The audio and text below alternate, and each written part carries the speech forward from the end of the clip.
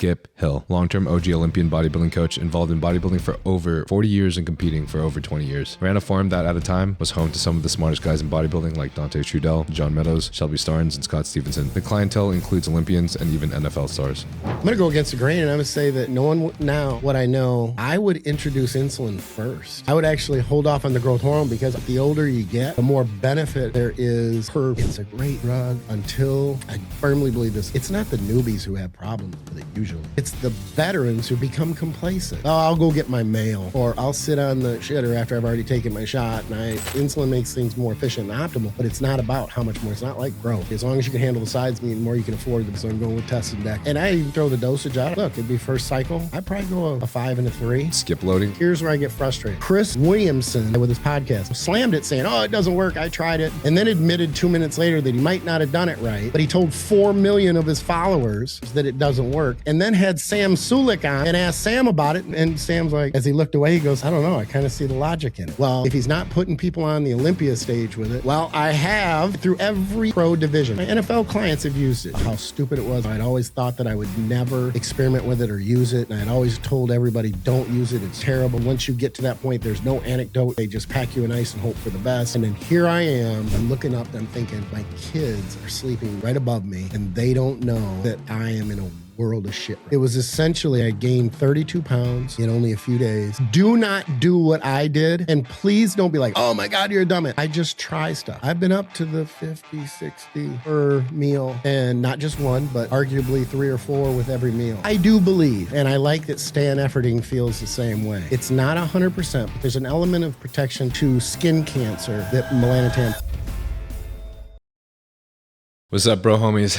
So the new Trensparent shirt is finally out, and I just wanted to thank you guys so much because, to be honest, I don't know if I've expressed my thanks enough to you guys, but this podcast has probably been the most meaningful thing that I think I've ever created, I've ever really delved my time into, and I just wanted to thank you guys for giving me this opportunity because I really would not be here if it wasn't for all of y'all.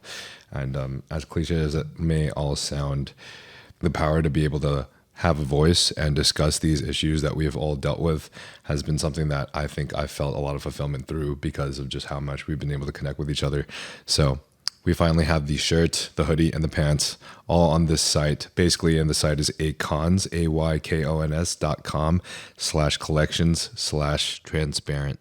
And 3 pieces there for you to get. So we try to make it as cheap as reasonably possible because the company that we work with does upcharge quite a bit extra for the base price for shipping and handling and packaging. And this is all everything that we kind of needed to have implemented because, to be honest with y'all, I had never dealt with clothes before, never dealt with any of this crap before, so I have no absolute clue what I'm doing. But basically, because of the prices, I felt bad that the shipping was expensive, so I have a code Nile for you guys to use to get 10% off of everything that you're buying.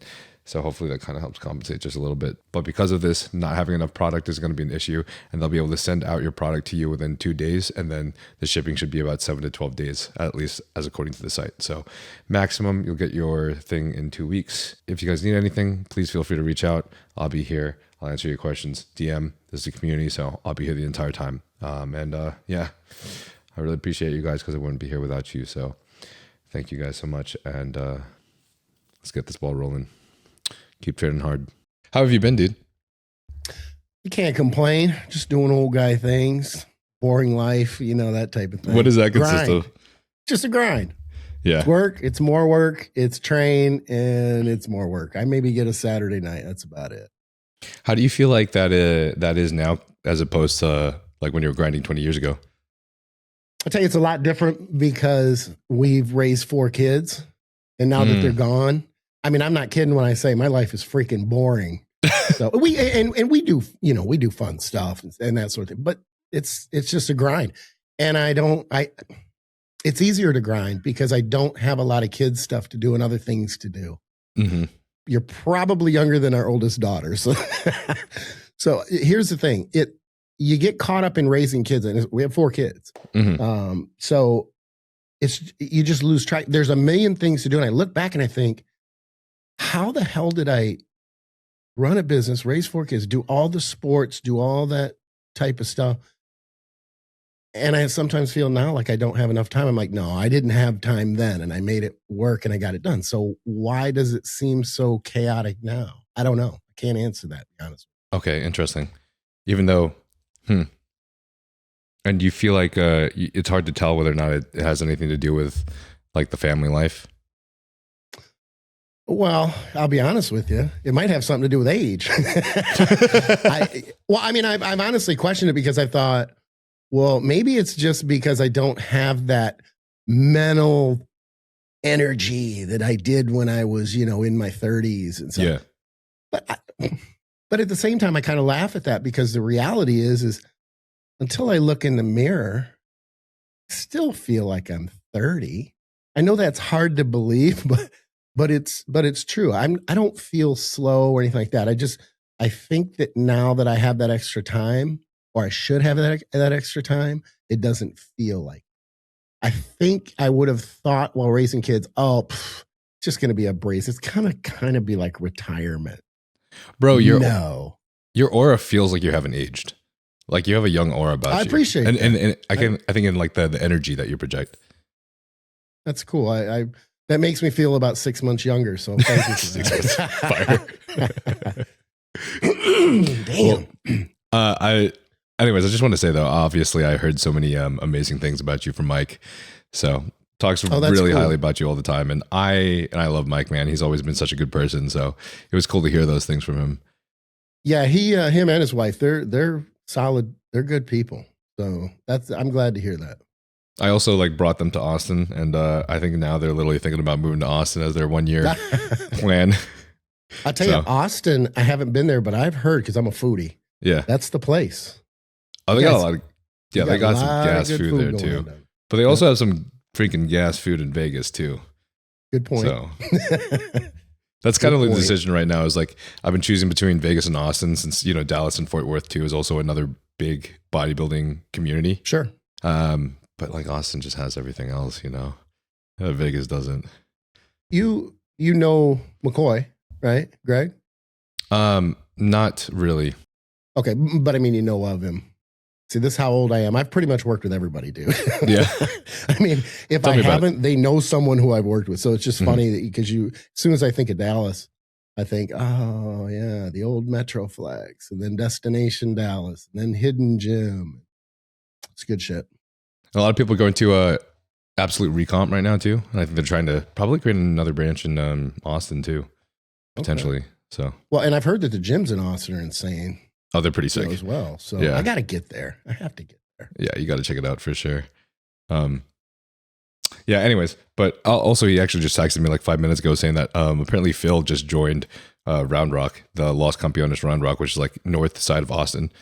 So I guess Phil Heath just maybe moved from Colorado to Austin too. Phil. Okay. Yeah. Phil's been all over the place. Yeah, that's true. There's we're not recording, right? No, we're recording. I literally don't give a fuck. I just start sometimes. Okay, no, that's okay. I'm always careful. So I'll continue to be careful. Pop one of those too. I don't have many vices, but Monster Zero and nicotine pouches. Yeah. I'll laugh and say, I'll admit it. I was pretty much Colorado white trash. I had the lifted truck. Yeah, it was modded. It was pretty sick. But yeah.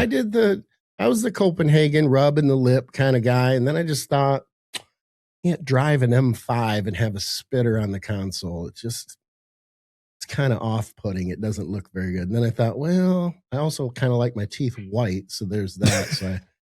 So I gave it up for the pouches. Wait, I have to ask this before I forget too, because you were saying that, maybe over the course of the last 20 years, maybe it's age that's like potentially slowing you down, even though it doesn't seem like it. But do you take any like peptides or anything nowadays? I'll be honest. There are very few peptides. Mike's going to reach through the screen and choke me.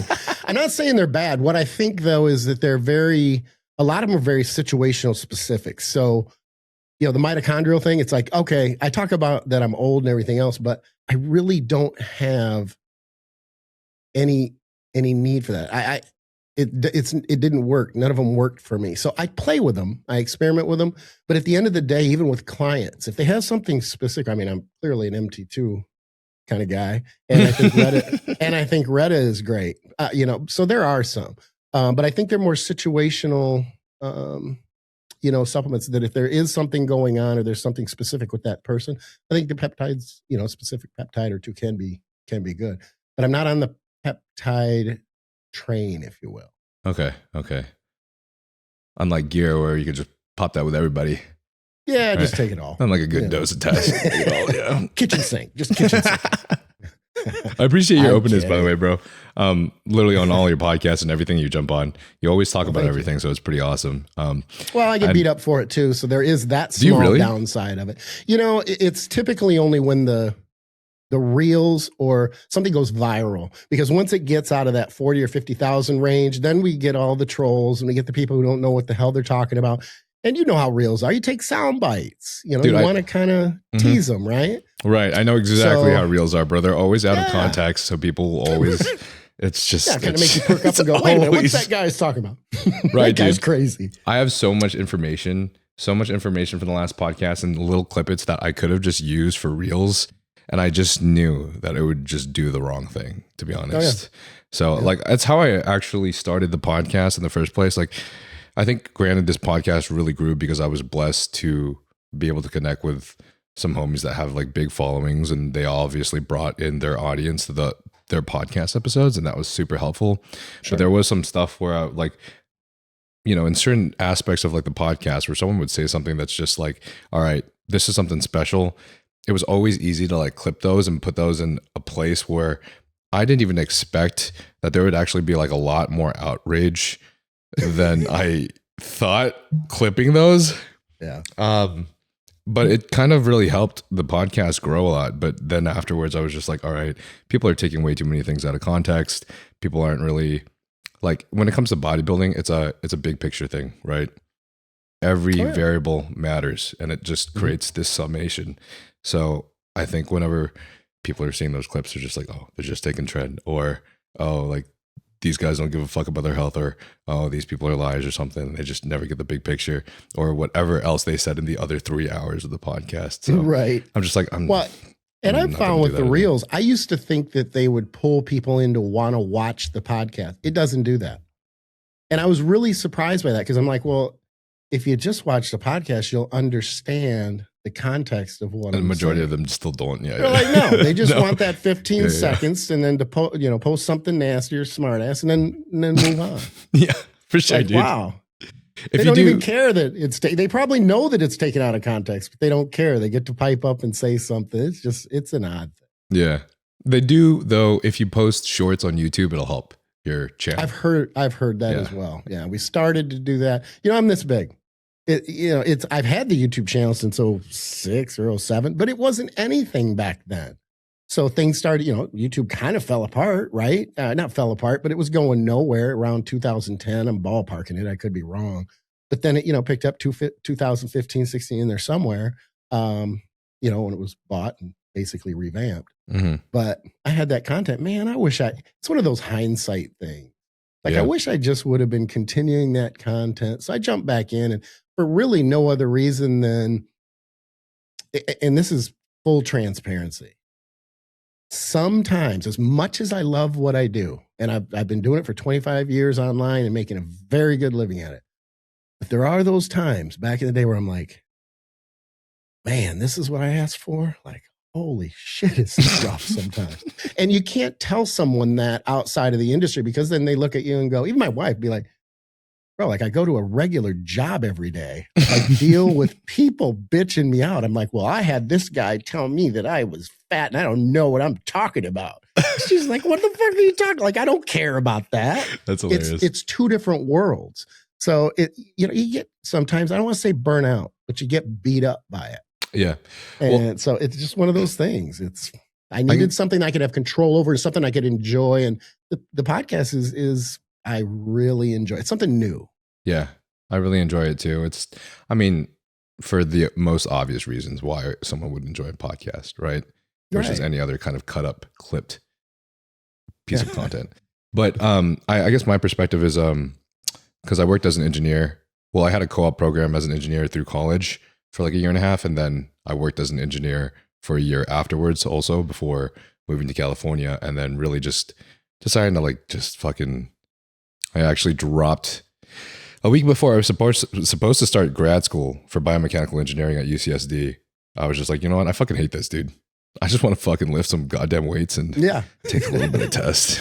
Yeah, exactly. So I can say that like this is the most fulfilling thing I've ever had, and it's the biggest blessing that I could have ever had. But I can tell you, when it comes to those two worlds, if there is one drawback, the 9 to 5 felt numbing and boring, and because I wasn't so excited or passionate about it, I'm just waiting for my life to pass, and that's probably the worst place that you could be.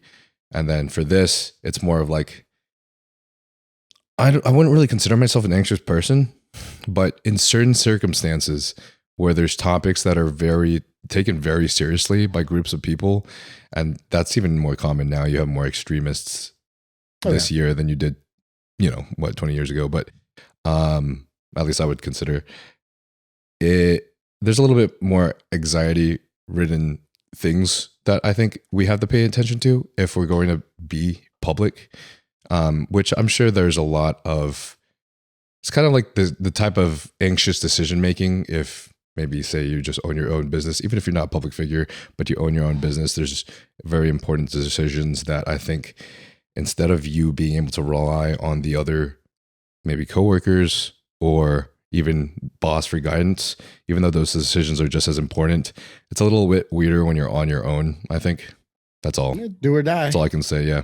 And then obviously you had to learn how to tune out the voices and the noise that really doesn't matter, Like a lot of these things, especially in social media and comments, are not very personal, but it's just part of it. Well, and it's funny with the comments because I've been doing this for a long time. And not only have I been, in the bodybuilding industry for a long time, but back in the message board days, come on. I mean, I was born there. Sick. Like it didn't get any worse. There's certainly far more vitriol on the message boards than there ever will be on social media. And even writing for Elite FTS, those comments were anonymous, much like, kind of like YouTube, I guess. Yeah. So people tend to say more when they do have that, I don't want to use the term keyboard warrior and hiding behind the screen because it's so trite. But it's true. There's no identity attached. There really is truth to it. So when there's some connection to your name or some chance that someone who knows you is going to see what you said, then you kind of weigh your words a little bit more. And that's why, the ones who come after you are the ones with especially on Instagram, with the gray profile picture with the outline of and it's like, come on, at least you could just put up something so I know who I'm talking. You know all about me. I put myself out there, and you don't want to put anything out there. Just say the worst shit. And 99% of the time, it's not an issue. I've dealt with it for a long time. But you know what? We're all human. Yeah. So you have those days where you're like, you know what? Today I feel a little beat up. I don't appreciate your smart ass comment. You start to get in there, and you're like, nah, I got to get out of there. Yep. 100%, bro. No matter who you are, we always have one of those days. Yeah. Mm-hmm. Yeah. But it's hard. Well, hard not to do it sometimes. I go back to my message board brain. I'll own your ass. And it's like, no, I'm 55. I'll be 56 in March. Come on. I'm not 30 anymore. You act my age. That's funny. Speaking of the transparency though, and like dealing with people though, aside from how much I appreciate like how public you are online, regardless of all of this, I recently heard a story that I think aligned with that I saw, regarding like your history with Phil. And basically, I mean, from my knowledge that you were Phil's like only coach when he was about 20 years old. And if I remember right, someone recommended and then feature in the forums that Phil so now Phil right? Viz. Remember, I know a lot of Phils, man. Phil Viz. I didn't know if you were bad. going Phil Heath. I'm like, I don't want to go down that path. Okay, fair enough. Yeah. But I guess someone recommended on the forums that he hired you, and he was like, yeah, I don't have any money. And then all of a sudden you just like entered the chat and you're like, yeah, I'm due for some charity work, which is fucking sick.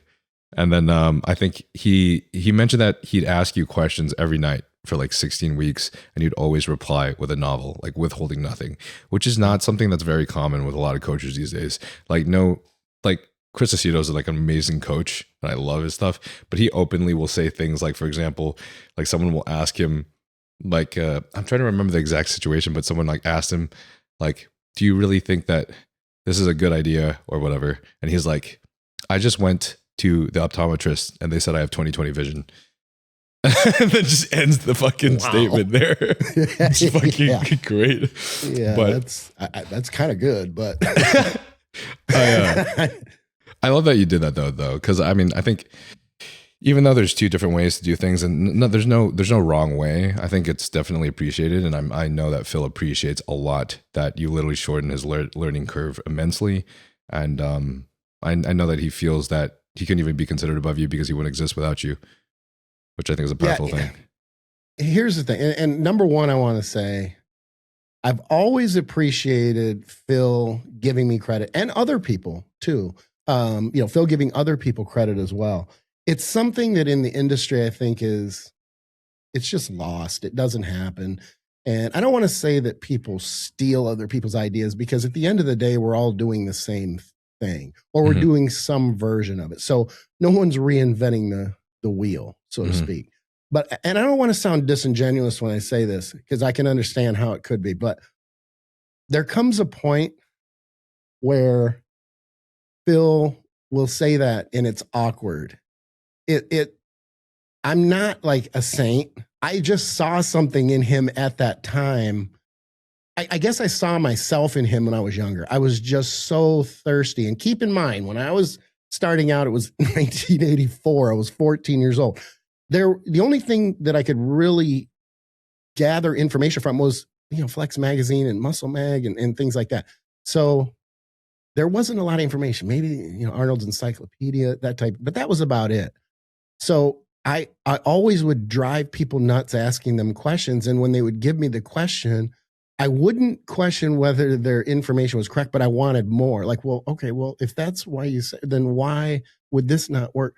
And I just drove people nuts. So I could see a lot of myself in him. And I knew that he was broke. And there was just something that I thought, maybe I helped the guy. Something endearing, I guess. So in a sense, I got lucky because he ended up going on to be a, pretty damn good bodybuilder and a great coach. Yeah. And then he was the type of person that, will give kudos for things like that. But he's said it so many times. I'm kind of like, Phil, it's good. I love you, man. We know where we stand, bro. That type. But I appreciate it. I would never, I don't ever want to say that, because I do appreciate it. And there should be more of it. So I hope by him doing it, and I did it too.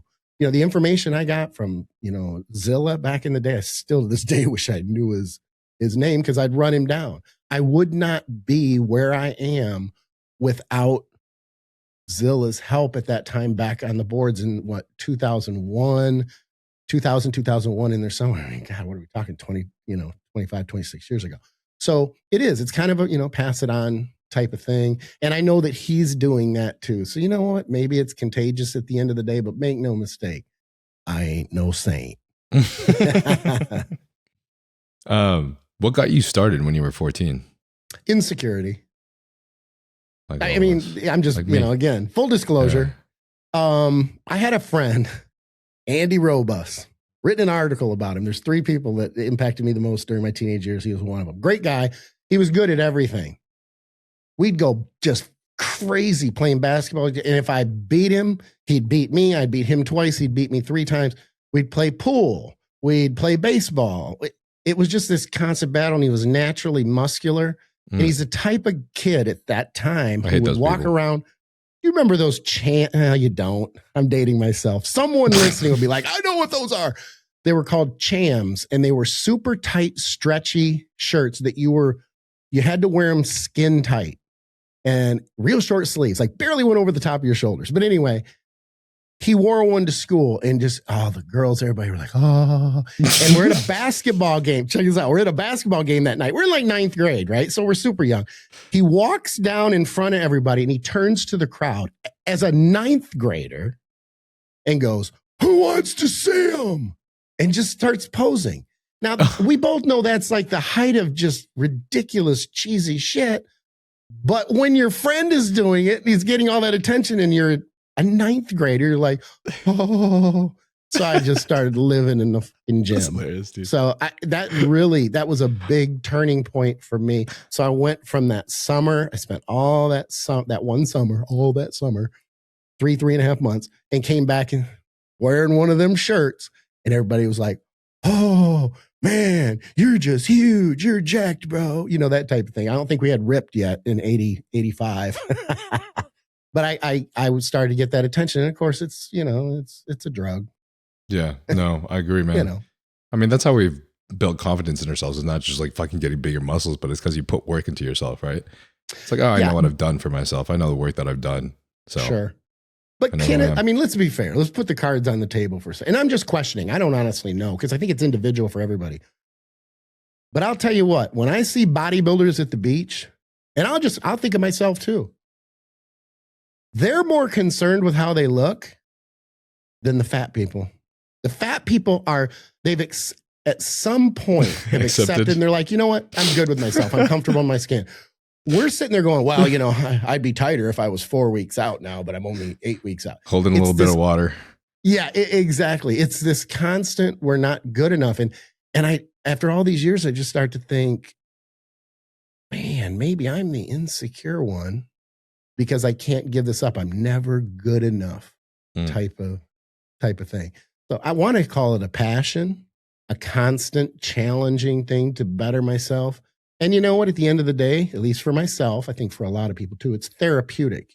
Even the time in the gym is just my time. I don't train with clients. I have high-end ones who pay me a lot. Yeah. But outside of that, I don't train with any. I probably haven't had 7 solid training partners in 41 years. Damn. It's just my time. It's very therapeutic. No matter what I'm dealing with, I can leave it at the door 99.9% of the time. If I take it in, I end up leaving.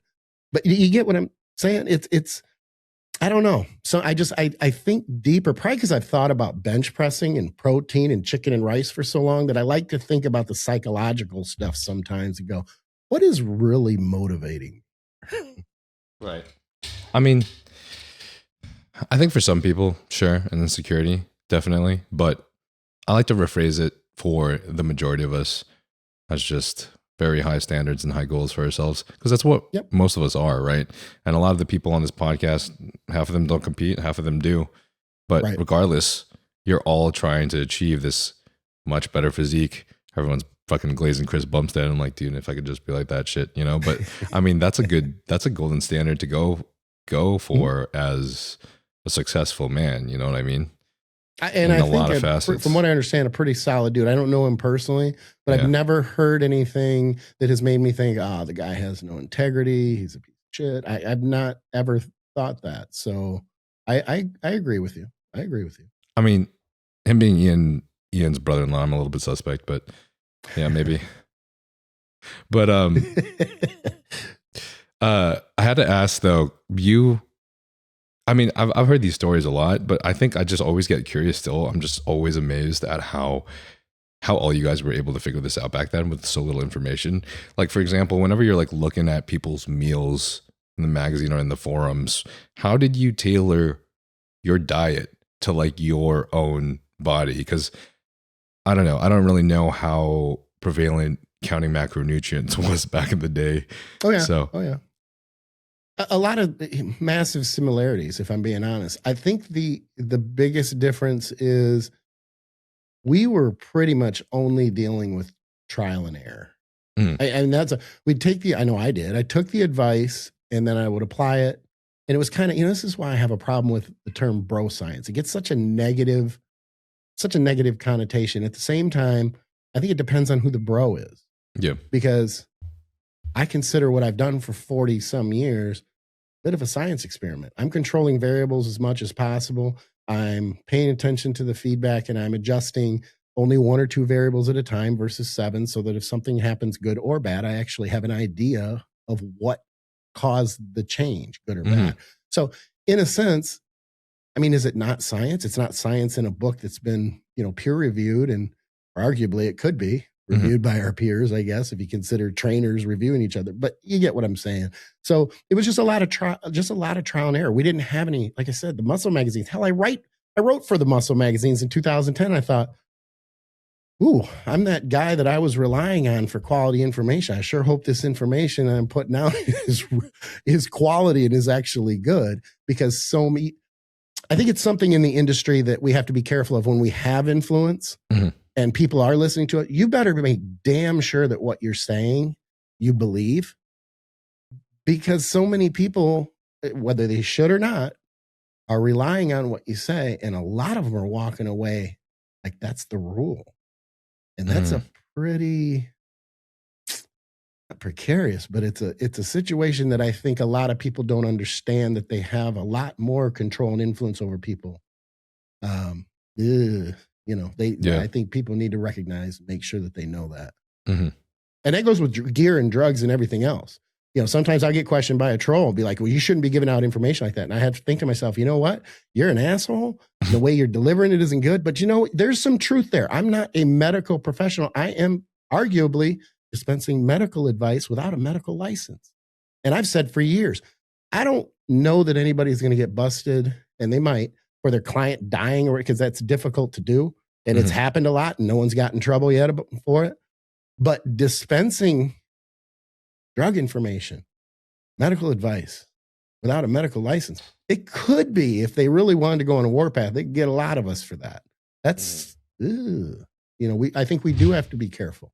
At the same time, the people in the industry want that information, or the vast majority of them. It's when they come from the outside, they see those reels, they go, you shouldn't be doing that.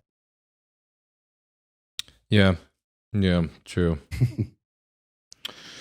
Well, in terms of, just for a little bit of a more specific idea, whenever you did end up creating your own diet, for example, or when was your first competition?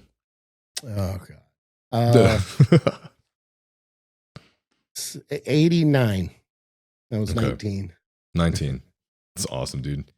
I think my first competition was probably like 20 or something. And then when I turned 21, my current girl at the time, she had my peak week was on my birthday, my 21st birthday. So instead of getting to go out and drink, she just created me this little box with like birthday cake flavored protein bars. And it's just fucking nice. No, it was fire, dude. Yeah, we're normal. Yeah, we're really normal, right? With peptides growing substantially in the last couple of months now, and honestly, we could list out a long list of all the peptides that have helped us. You guys have heard these peptides and these research chems in the podcast maybe a million times. Peptides I've used from APR such as BPC 157 and TP 500 for soft tissue healing, retatrutide and other GLPs, mitochondrial support such as SS31, MOTC, 5-amino-1Q, methylene blue, SLU. There's a bunch of others. Obviously, the list goes on and on. One of my favorite things, though, that I've been utilizing, such as during my last prep, that has allowed my blood work to come basically pristine, aside from slightly elevated liver enzymes at about 60 and 130 1 week after the show. And this is after a leg day because my dumbass doesn't want to skip a training day. These are probably the things that I think are the most important. So this includes like your injectable glutathione, injectable or even just normal NAC, liposoluble glutathione, GI aids such as oral BPC, oral TB, KPV. A lot of these things have probably been very substantial in reducing oxidative stress and keeping all my blood markers down, and thus keeping me as basically healthy as fucking possible that you can be while you're bodybuilding. So I couldn't be more thankful to Mike for literally showing me the ropes and also providing me with all of these things. Even the compounded supplements that he creates for blood pressure and reducing oxidative stress on all your organs, including your cardiovascular system, your liver, and your kidneys. All of these that he creates have been very substantial, honestly.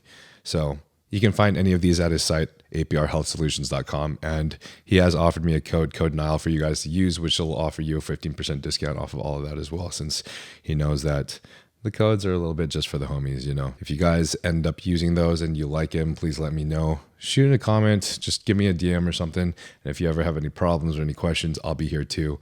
This is a community for me, even though I don't have a fucking Discord because I'm lazy as shit, but I fucking should make one. So love you guys, and keep training hard. When you did your first prep and your first show, what was your diet like, and how did you kind of just decide on that? You know, it's funny because I've competed for so long and I can not remember a lot of details, but this one I remember. And it's funny, but yet I'm putting myself out there. Remember, I was 19. So it was primarily, because I didn't have a lot of money. I was 19 years old. It was primarily tuna fish in a can, plain baked potatoes, microwaved, tasty. And I don't even know if they have these anymore, but the large shredded wheat biscuits. Like you take them and you get like 3 in a package. They come in a box, like a cereal box, but you pull out like you would pull out a sleeve in a sense, and there's 3 big, and so you'd have to break them up and put them into your cereal, and it's just horrible. It's just regular shredded wheat. But I would take those to the beach and be, oh, look at me, I'm a bodybuilder, that type of thing. It was primarily, that was 90% of my diet.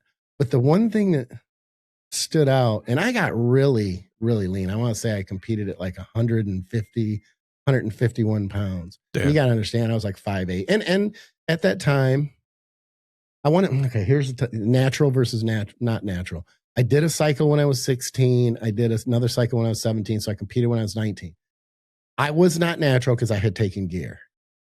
I was natural in the sense that I competed for the show with, it wasn't a natural show, but I wasn't using any gear at the time. I literally couldn't afford it. So at 151 pounds, super weak, but I was getting compliments in the gym from the big guys being like, oh my God, you're so shredded, that type of thing. So it was cool in that sense, but I got my ass handed to me. And I did these weird things like I fell off I just decided I was going to eat a bunch of shit at about a week or about 9 days out. 9 days. Yeah. This close. And I was freaking out. I'm like, oh my God, I went to Subway. Like, if you're going to eat something bad, why would you go to Subway? Anyway, woo. Anyway, I probably didn't have any money, and that's why I went. But anyway, so what I did, check this out. I all this water, I'm, bloated. I'm a mess for a couple days. So I decide that I'm going to drive 45 minutes north to the Gold's Gym in Lansing, Michigan. I'm originally from Michigan. I go up there and I do this 3.5 hour, bear with me, depletion workout. Okay. I come up with this plan that's going to fix my mess. Right. So I know. It's just so fun. Like, that's how my brain, I'm just, dude, I would have done the same thing back in the day for sure. Just, being a kid. I mean, I get it. So I trained for 3.5 hours and I'm doing real slow controlled movements. And I'm just, I'm burning up this glycogen and I'm going to be ready to go in 5 days. And the funny thing was, I actually did clean up the mess, but I wasn't anywhere near as sharp as I was before I went and ate all the food. So I competed at 19 in the open division, but I still got ass handed to me. If you know anything about Michigan, they are very, it's very blue collar. It's a good bodybuilding state. They have, good competitions there. And I was born and raised in Battle Creek. So it was the Kalamazoo Bodybuilding Championships. Years later, I went back because I know the promoter, Hans Vandergronden, really well. I've known him since I was 16. Can't get into that story, but it's a good one. I went back and I title sponsored it for 3 or 4 years with Intense Muscle, just to have fun. And one of those years it was cool because one of my NFL clients, I think I worked with him for like 6 years, Jimmy Kennedy, he went with me.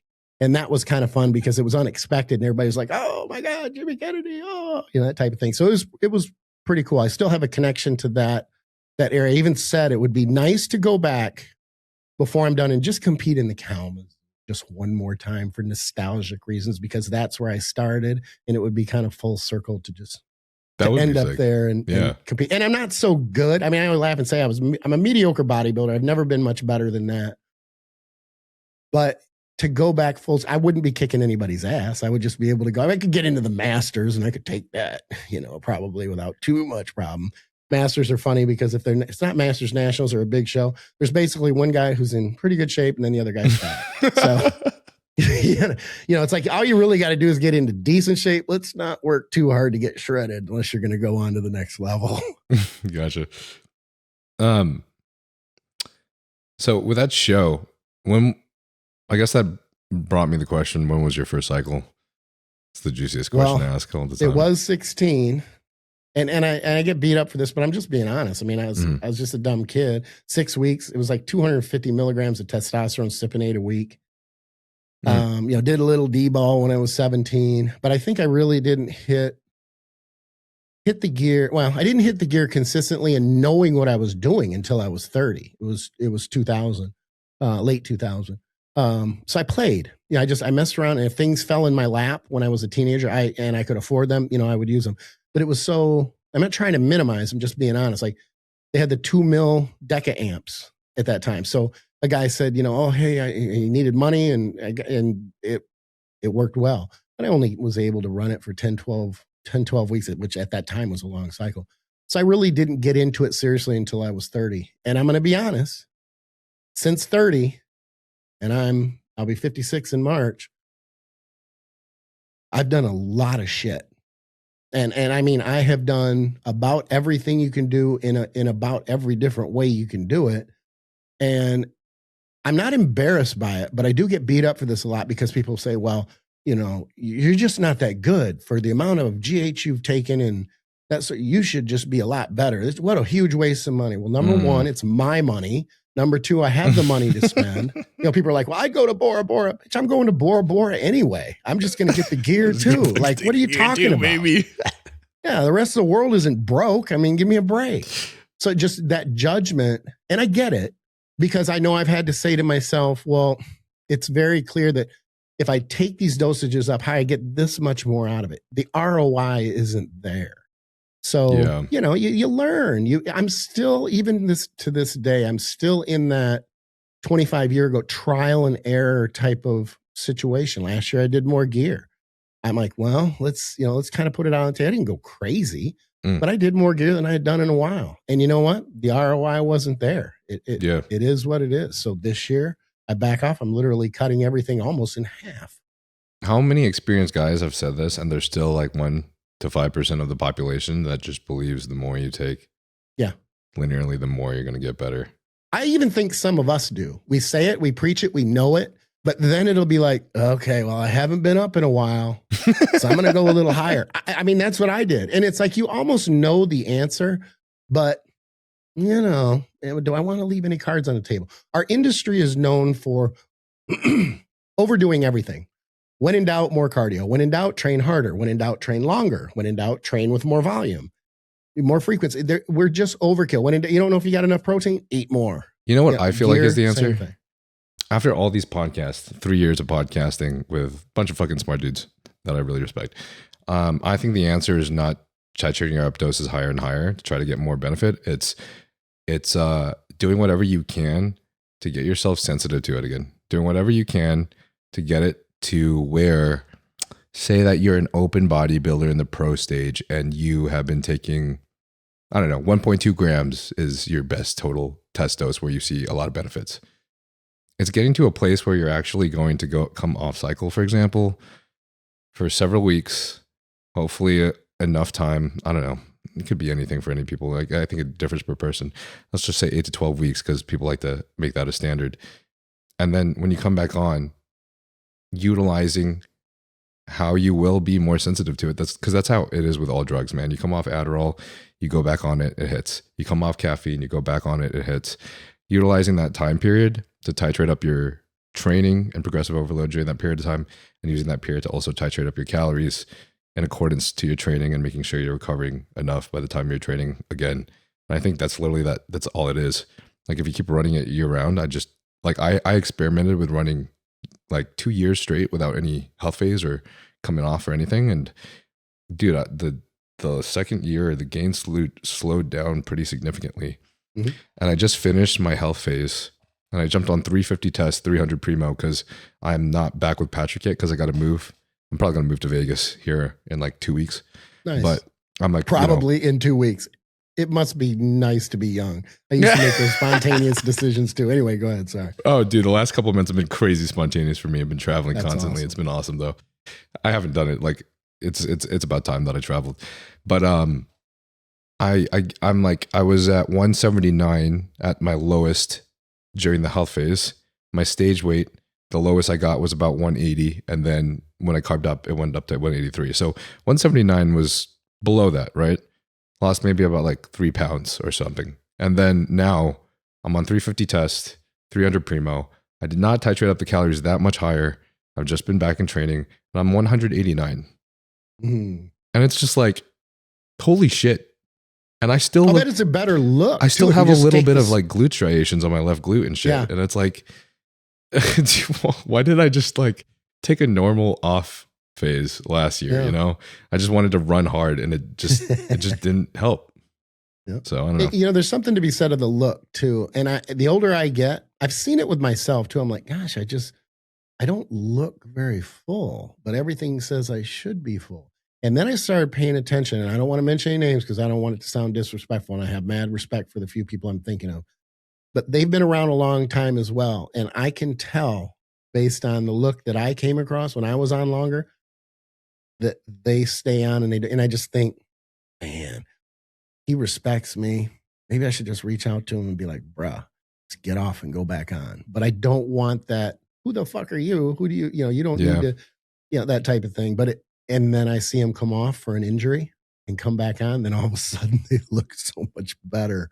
Mm-hmm. And there's truth to it. Do you just get to the point where it's a look that just looks, I don't want to say it looks beat up, but for lack of a better term, it's almost skinny fat doesn't cover it, but there's just not that pop. There's not the full, insulin sensitivity is what comes to mind. I mean, everything, whether cutting or growing, comes back to insulin sensitivity. I'll say it until I'm blue in the face.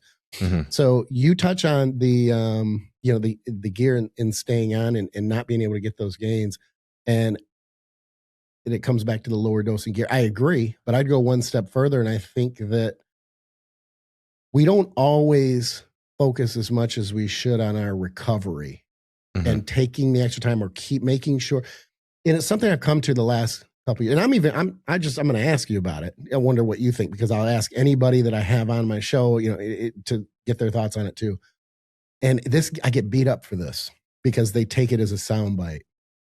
I think that for some people, that training to failure is too much and their body can't recover for it or recover from it. And that's why I fought the RIR at first. And then I started thinking, wait a minute, this is in line with what I'm already thinking. And I know I have backed off because I think old heads over time build up this tolerance to like, well, this is how hard I have to train. This is my normal. And it's almost like not a pain tolerance, but it becomes your normal. So you don't see failure as this big, like, oh my God, this is you've hard. done it for years. Exactly. And then I look and I go, I'm 55. There's no reason that I shouldn't be great. It's not like you get old and you go, well, you can't grow. I'm on gear. If my recovery is optimized, I should be able to grow. Is it going to be this much versus this much when I started? Of course. But there should still be progression. And I backed off this last fall. I was also TRT, which is awesome. So clearly it wasn't gear, but I backed off and I started leaving a couple reps, and they were still hard sets, but they weren't to failure. And some bitch, if for the first time in 2 or 3, I started just little things like leg curls. How did it start growing? I'm like, I haven't hit these numbers in a long time. And I'm like, oh my, is this possible? But then as soon as I go on the internet and say, or on the podcast and say, well, you don't want to train too hard because you can't, I just get beat to hell over it. And what's ironic is I get beat up. Remember, I know a lot of people and I know their methodology by people who don't train that hard anyway.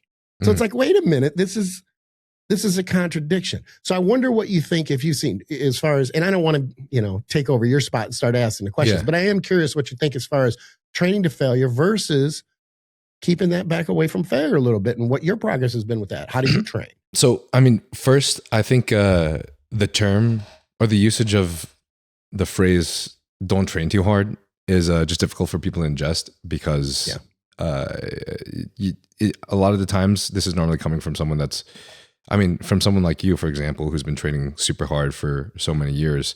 It's like your what is this? Like your threshold of training hard is above so many other people. So compared to the average, you're still training like hard. You know what I mean? Mm-hmm. Just not to failure, or not to failure that often. And then the other question I had to ask is just how much to failure do you mean? Like you say, like how much were you training to failure before? And then were you training to failure at all, even for just like one set? Or was it just none to failure now? It was. What's the difference? And when I say everything to failure, if it was a working set, it was gone. And I define failure as this. It's not necessarily, well, I ate it. Like I could not get the bar off of my chest. Yep. But it's completing a rep going, with my 41 years of training, there's no way that I'm going to take this bar down and it's going to come back up. Mm-hmm. So that's how I look at it. That last rep, I'm huge on mechanics. So I'm not moving anything crazy to get it up. I'm not a move it from point A to point B. I'm using it versus lifting it, that sort of thing. But I would take every working set to failure. And that may be 10, maybe 12 for chest. It just ended up being too much. And then dropping that volume back. And then I started dropping the volume back, and I'm like, I'm still beat to shit. So started then pulling back, instead of dropping the volume down to 1 or 2 working sets to failure, just pulling back away from that failure. And I'm like, I see the progress here, but my brain is wired that psychologically I'm like, I can't do this. Like, this is not satisfying. I'm leaving the gym with, fuel in the tank. And it ended up making me, and I tell this to my clients now all the time, it's not about the work you can do, because we can always do more. It's whether the work you're doing is effective and optimal, and can you recover from it? Yeah. We can out-train our recovery. Everybody can. And I hate the thought, or the old school mantra, and it was the Barbarian brothers that I remember saying it. So that's how old I am. But that there's no such thing as overtraining. There's only under-eating. And that's just to me, my opinion, that's just garbage. It's horrible information, because it may be that way for the Barbarian brothers. Maybe they could take gear and they can train forever. But that's like saying if you take gear, you can't overtrain. You know how many people have asked me that over the years? I'm like, no, gear doesn't just like put up a shield in front of you that you can't of course you can overtrain. Is it harder? Okay, yeah, because it helps you to recover faster. But no, you can still overtrain taking a ton of gear. For sure. Train to the point where you're hurting your gains. For sure. So you would do at least 1 to 2 sets to failure at the end. Yeah, and right, I just use my training right now as an example. I just came off a pretty good off-season with TRT. And I want to ask you this too before I forget. When you went and you lowered your dosages, you noticed that progress, the workouts are good and progress is there. I did the same thing, and I always tell people, if you come off a cycle and you're growing more on TRT, your ass was taking too much gear. because there's a level of inflammation there that you can get to the point where your body is just literally trying to beat off all the gear and everything that is, from the carriers to that type of shit. And it's beating you down. Your immune system, it's just taking a big, big hit. So I know when I came into TRT after July, I stayed TRT from July until about 4 weeks ago, because it was so great. My progress was so good. Wild. So, and people don't believe it. They're like, well, it must have been, the first one I get is TRT or TRT plus. I love the difference between, we don't just have TRT and natural anymore. We have TRT plus, and you have to define those dosages so that they can judge whether that's, good or not. But that lack of information, and that happens to more people. And the funny thing is, a lot of people will think, well, I'm going into a TRT phase, I'm not going to grow. What? You're going into a TRT, of course you have the opportunity to grow. Are you going to adjust your training so that you're still going to be able to recover? You should still grow. Yeah, it's going to be this much versus, this much. As an example, just arbitrary finger positions here. Yeah. But it can still happen. So I apologize, but I've been wanting to say that for a couple minutes because you had touched on that. So what was the question you asked me? I'm sorry. No, you answered the question. So I think, I'm 100% on board with what you said about training to failure versus not. I think you should definitely, I think everybody, well, my belief is that at least training to failure at the end of your workout is the best route of action. But in terms of training to failure throughout your workout, even from the beginning, I think it's most important that you look at the total work done throughout that workout and like just your own little energy gauge, ATP gauge. I don't know, whatever. I don't know the right terms. I don't know shit. I'm dumb. Right. But if you're training to failure so much in the first few exercises and you are dropping in weight significantly in all the rest of the exercises, think about how much more work and how much weight you could be pushing in all of those, right? And that's like the true progressive overload, is how much weight are you pushing total over the course of that entire workout, not just that exercise. So as long as you're doing that and you're making sure you're leaving reps in the tank for just for going ham on all the other stuff, then you're good. And then you train to failure at the very end. You fucking blast that shit, maybe do some intensifiers, whatever, throw in that shit. Yeah. And then I think that's the best workout that you could possibly have. I like that. Yeah. I like it. If you could go back in time and choose the age that you were going to start gear and whatever cycles, and you had all the money in the world, what would you do? I just started at 9. I don't think I started early enough. No.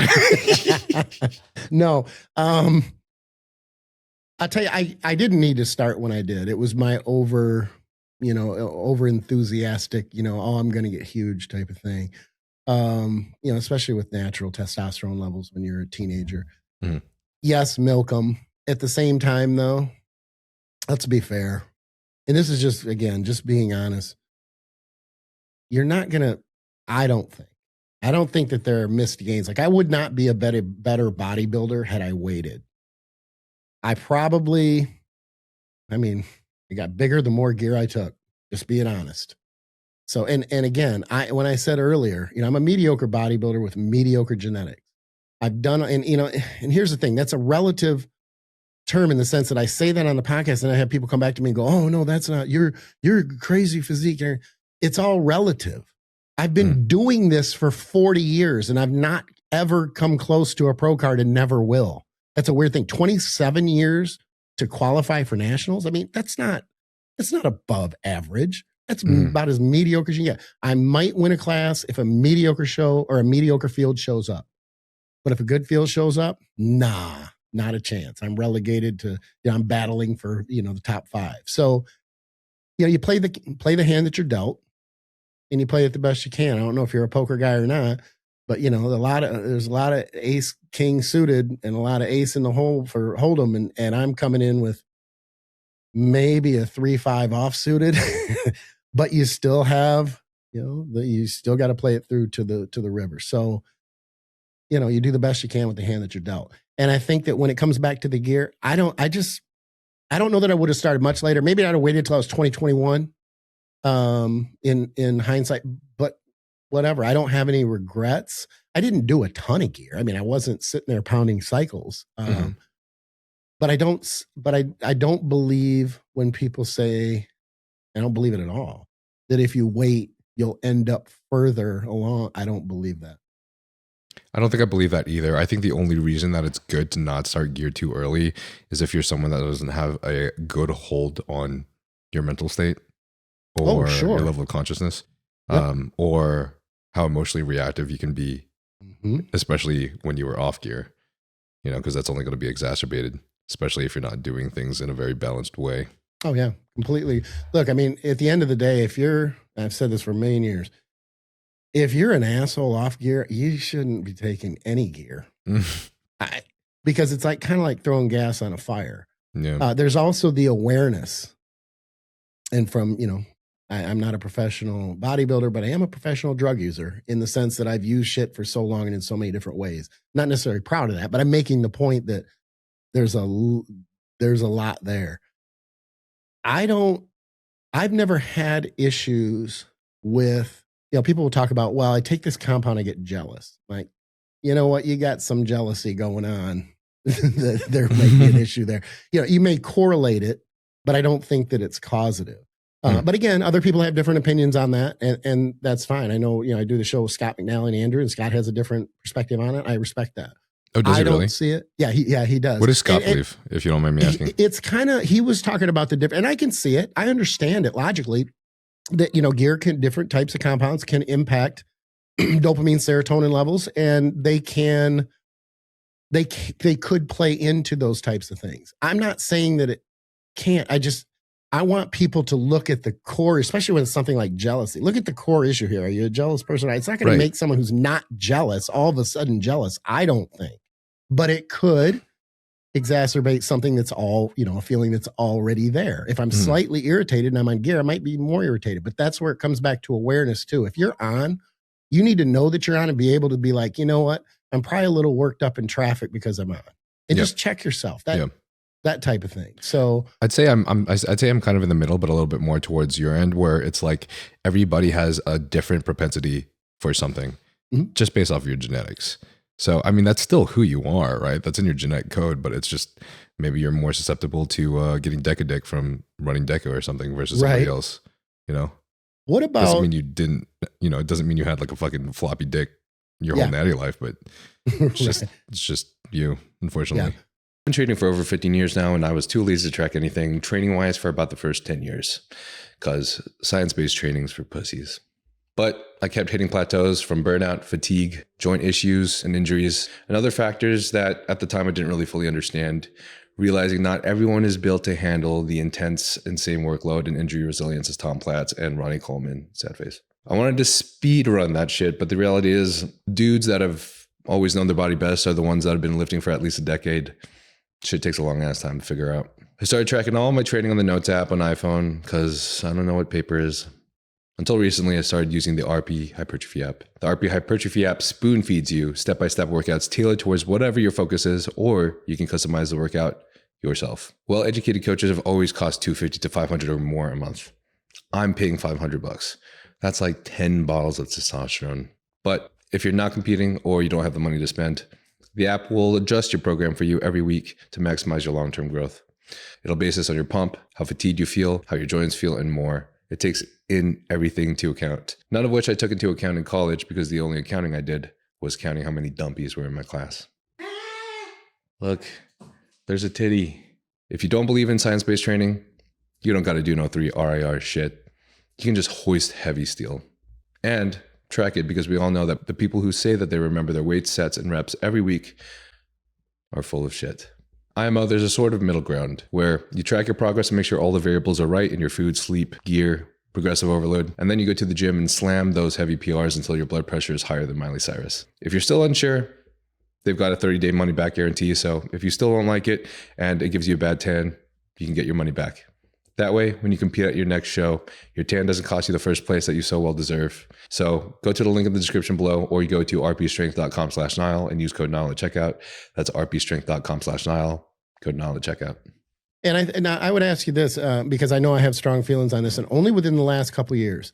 I'm a pretty happy-go-lucky guy. I am quite blessed. I've been married for 32 years, and people say that, and they're like, yeah, but what's that marriage look like? I'm actually happily married. My wife's cool. My kids, we've had great.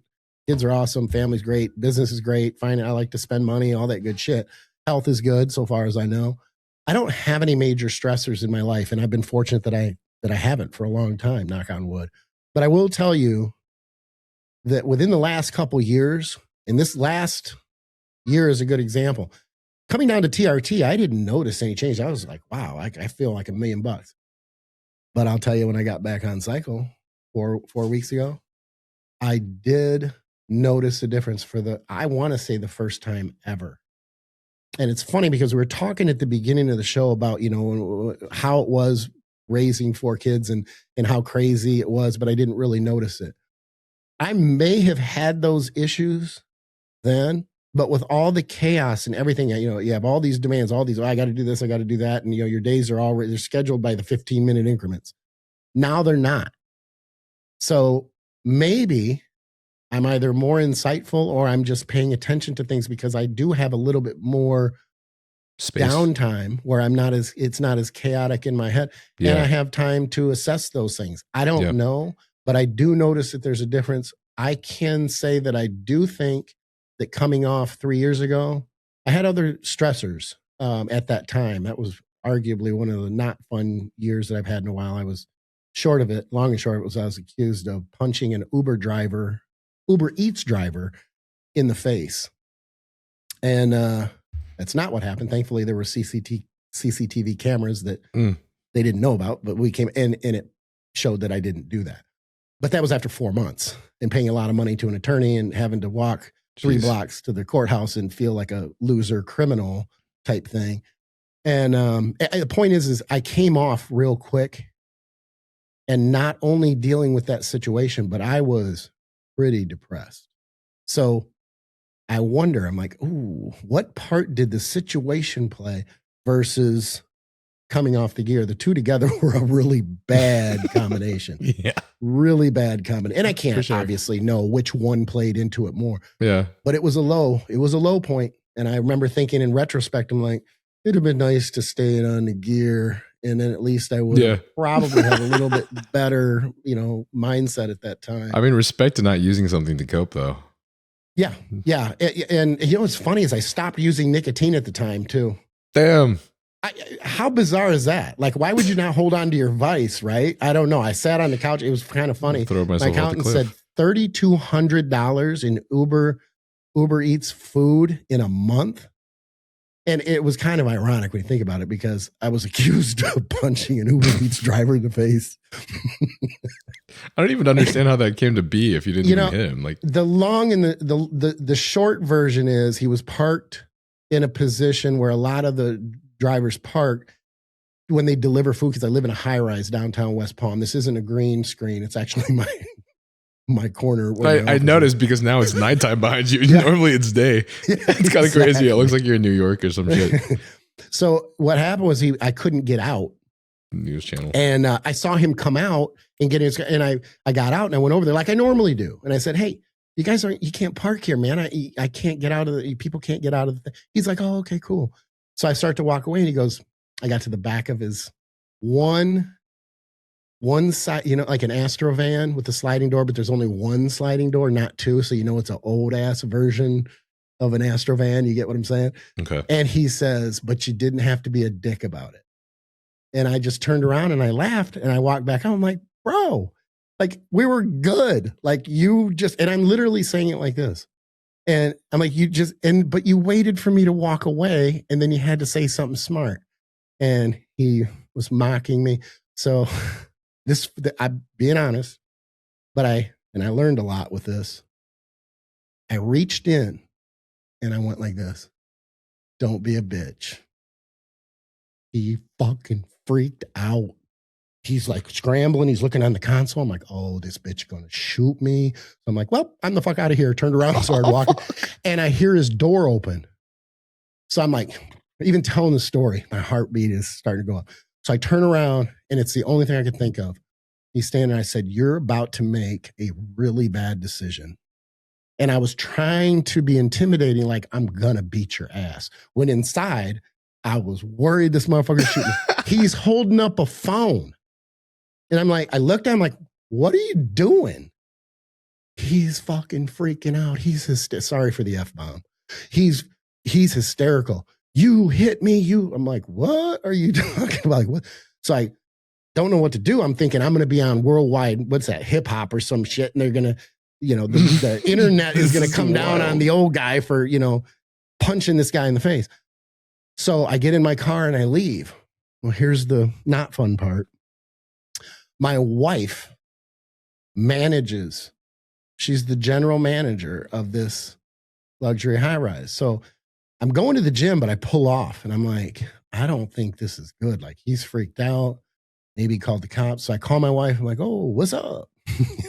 And she's like, yeah, I was dealing with some shit downstairs. Somebody punched somebody, an Uber Eats driver in the face. I'm like, really? Oh, and it's just like they're going through, and I'm like, oh shit. So I told her, I'm like, okay, look, that was me, but I didn't punch him in the face.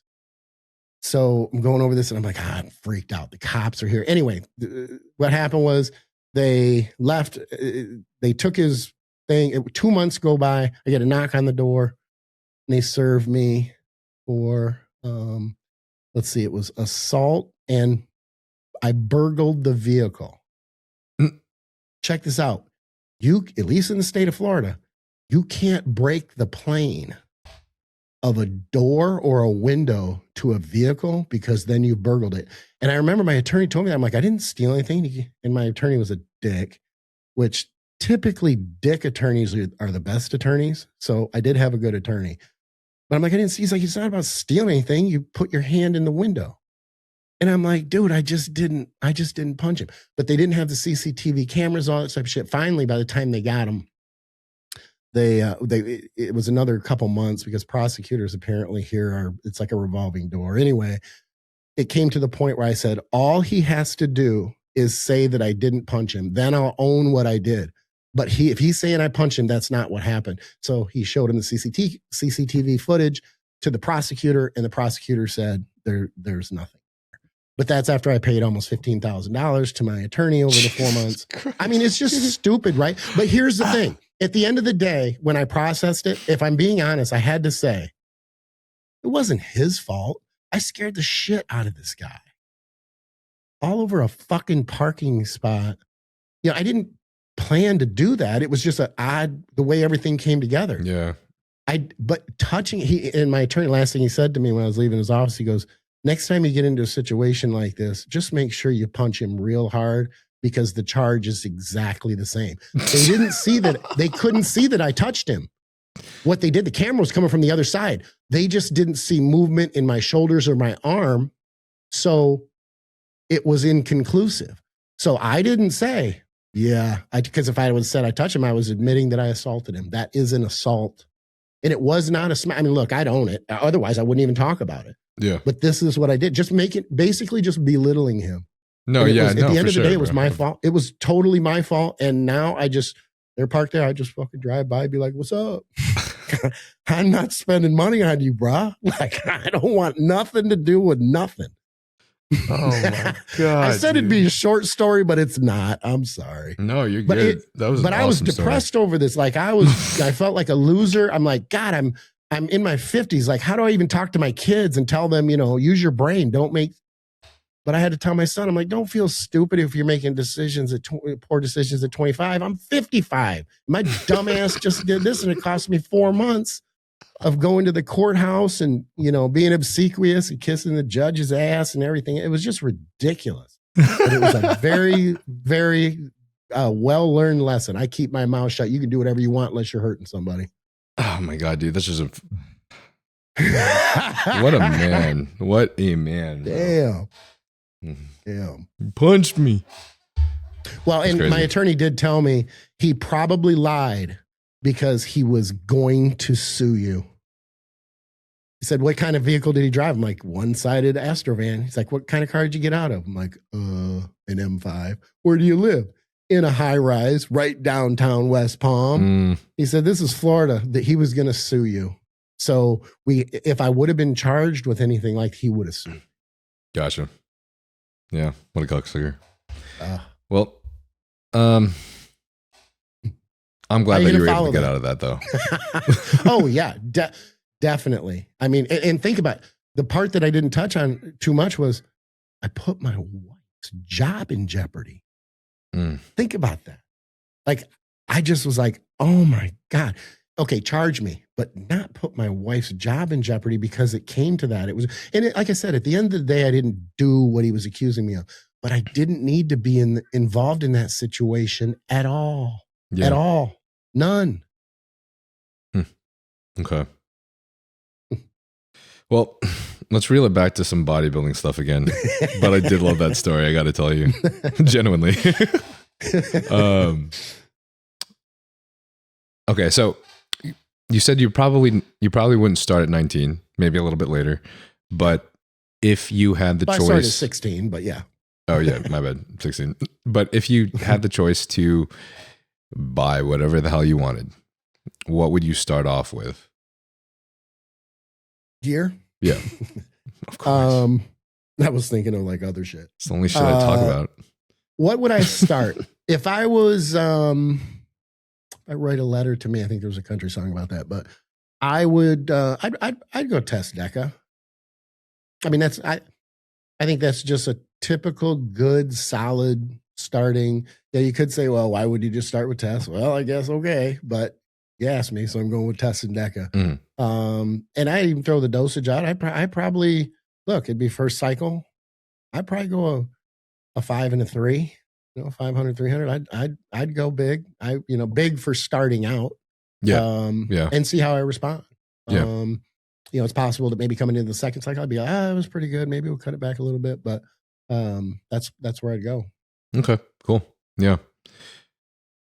I feel like anywhere from 300 to 500 test alone is normally a good place to start. So sure. Yeah. I feel like that's respectable. The only reason I would go that high, if I'm being honest, is because I feel like my natural testosterone levels, or I would assume at that point, remember there was no blood work back in 89 or 86. But anyway, no blood work for gear anyway. So I would look at it and go, okay, 200 would probably be my natural, maybe even 250, depending on what my levels were at that time.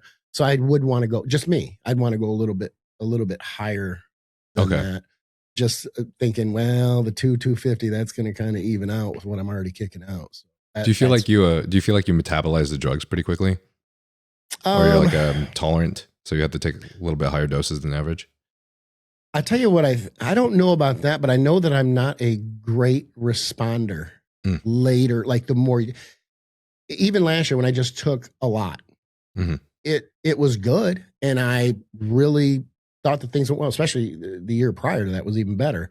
And the cycles were very similar, but I upped the dosages last year. So it's just after, I mean, let's be fair, after taking so much for so long, there's just not as much of a response. My body's like, seen that before. Yeah. That's about the best way I can explain it. Right. And when you think about it, it's logical, it makes sense. Yeah. Then the question becomes, okay, then do I just take, which is what I did last year, but I didn't respond. And I will not go, if there's a part of my brain that's thinking, well, maybe if I went bigger, no, there just gets that's to the point where it's just beyond overkill. I mean, GH even 2 years ago was at 14 or 15 IU or Serostim. I mean, people will flat out call me out on one of those reels and say, well, I'd be sleeping if I were at 8. You couldn't possibly take it. Well, you couldn't possibly take it, but I've built to that level and I've titrated those up. There's and I've done that. drugs. Yeah. It's like, why are you saying that I can't do that? But again, think about the money and the fact that the ROI just wasn't there. And that's why I'm looking at it going, it doesn't make sense. I don't just want to keep throwing. I'm not reckless. Yeah, it's pretty expensive too. I'm curious. Yeah, exactly. I'm curious, but I'm not reckless. So there's no sense going, no part of my brain is thinking, well, I'll just go, it's my last year competing. So, and then I'm just going to be the jacked old dude at the pool or the beach. I don't have any idea of just like, I'm just going to go for broke. That is not on my brain at all. I know that I don't need that. It's not going to benefit me. And again, I came off that cycle and grew into the TRT with, so my inflammation, I mean, and I saw the blood work, the inflammation markers were high. And then within 8 to 10 weeks, they were back and everything looked good. But nice. That's your, 55. I mean, let's be fair. I might have not have a exciting life, but I got kids and grandkids and an awesome wife, and I'm not looking to die anytime soon. Yeah. Hey, brother, you look great for 55. I appreciate that. Thank you. Okay. In this hypothetical, when would you introduce GH and insulin? I'm going to go against the grain, and I would say that I would probably, knowing now what I know, I would introduce insulin first. I would actually hold off on the growth hormone because I think that the older you get, the more benefit there is per like IU. I just think that it's an aging type of thing. And you're not the first person I've heard that from. Okay. All right, cool. Then I just wonder sometimes if I'm going to be the outlier here, but I would hold off. I would say GH, and it's just an arbitrary number to make my point because you can't really know what age, but I don't think even if I would have had the money going back again, even with the money to be able to afford, I don't think I would touch it before 30. I don't see any reason to in your 20s for me to do it, but let's go back and let's try it. And give me the money, to be able to do it. And I would be lying if I said I might not try it. But if I were coaching myself, I would say not to start it till at least 30. Insulin though, I have to be careful because I don't want people to think that, it's an innocuous substance, because it's not. But if you're paying attention to what you're doing and you're careful and you're monitoring and you're listening to your body's feedback and you're just on top of everything, it's a great drug until, and I firmly believe this, it's not the newbies who have problems with it usually. It's the veterans who they become complacent. Oh, I'll go get my mail, or I'll sit on the shitter after I've already taken my shot, and I'm lightheaded. Oh crap, that type of thing. I think that happens more times. Newbies are on top of everything. They're almost kind of scared of it, which show a little respect to the compound. That's good. But it's the veterans who become complacent. I think that they take it and they just, it's just another dose, or they're mixing up so many things that they think they took Retta and they took their insulin because the pins were next to it. There's a lot of things like that. I mean, I've done it. I wouldn't be surprised if I was the only one who's done it. And then there's the other thing that you got to be careful of. And that's when you first start taking it, that you actually know that 1 unit is a tick. It's not 10 units. And I say that, and so many people, they respond the same way, and I do too. But I made that mistake years ago. And you'd be shocked at how many people, whether it be clients or anything else, over the years have done that, to the point now where if any one of my clients is using it, I tell them that they need to fill the pin with water and show me, or even Kool-Aid, so it's colored, show me what, like, say 3 units looks like, or 5 units looks like. And you'd be surprised. I'd say 1 out of 10, 1 out of 15, they'll get it wrong. They'll be like, oh, just tell me. No, you do it and just show me. And then I bust them on it. And I like to do that because it's like, see, you thought that's what it was. You can still get pins that say 0.1, 0.2, 0.3. Well, it's 0.1 of a mil. And people will think that that's 1 unit. And I thought I was taking 4. I took 40. I hop on my, at the time, it was I always had Ninjas. It was a 6. And it was sweet too, by the way. But anyway, I'm headed to work. I've got a Carhartt on and everything because it's cold in Colorado. And I don't feel right. So I stop at the gas station. I'm like lightheaded. I go in, I rip off my helmet. I start opening. And this is in Aurora, Colorado, which, if you know anything about Aurora, Colorado, it's not good. It's not one of the better places in Colorado around Denver. I rip open Pop-Tart bags. I'm shoving in my mouth. The guy's fucking yelling at me. He's going to call the cops and everything else. I'm like, I'll pay for him. I'm just about ready to, I'm trying to explain it while I'm shoving food and drinking Gatorade and everything else. And then I had to figure it, and someone called me on it. They're like, is there any chance that you're not reading the syringe right? No. I mean, I wasn't going to admit it, but it happens. So you just have to be hyper vigilant with these things. But if you're doing it the way you're supposed to be doing it, insulin I think it can be a great thing. And people make the mistake to think, well, if I can tolerate this amount, more is better. And that's not necessarily the case. Insulin makes things more efficient and optimal, but it's not about how much more. It's not like growth. Yeah. Where typically, as long as you can handle the sides, the more you take, the more you can afford, the better it can be. Not across the board as a blanket statement, but more times than not. It's not like typical AAS where you have those caps where it's like, no, more isn't. I feel that.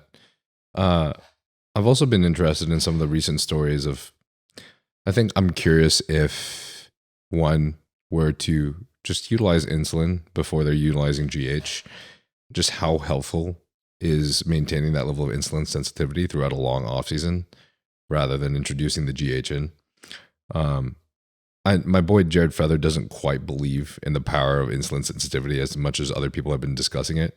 Like, oh, really? Okay. Chris Tuttle and Dom Super Slice talk about it pretty consistently.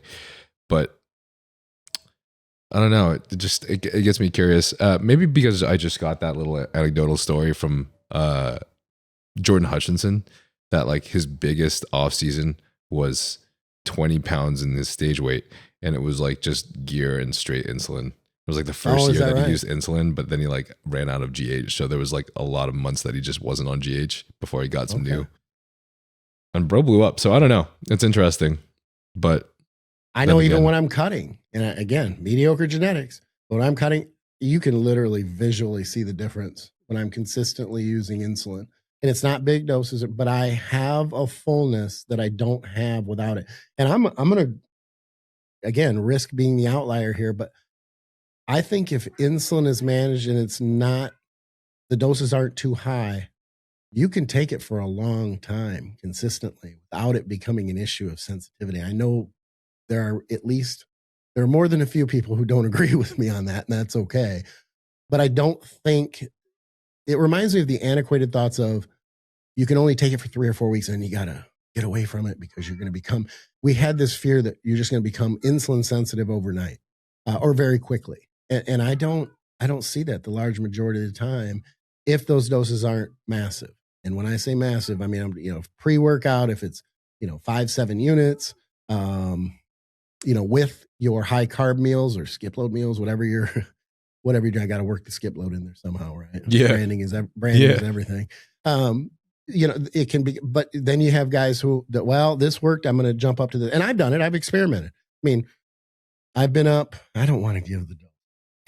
Because I feel like I'm advocating for it. So I'll say this: do not do what I did, and please don't be like, "Oh my God, you're a dumbass." I just try stuff.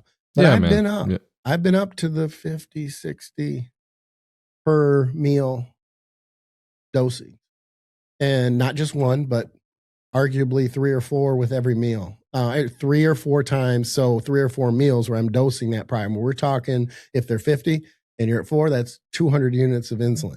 Now, there are people out there who'll be like, oh, no big deal. I've done that all day long. It's not common. And I will tell you, that's really the only time that I then started to go, okay, now I'm losing sensitivity. Big difference between 50 units or 60 versus 10, 12, 8, 6. Big difference. Okay, cool. That's cool to know. And I'm assuming that you're okay with the gear talk, so I apologize. Oh, for sure. Okay. You seen the name of my podcast? Good time to ask now, here an hour and a half in, you know. Yeah, yeah.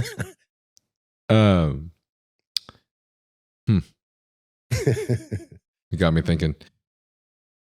This is a little bit more random, but I was kind of curious since you've had some pretty crazy experiments.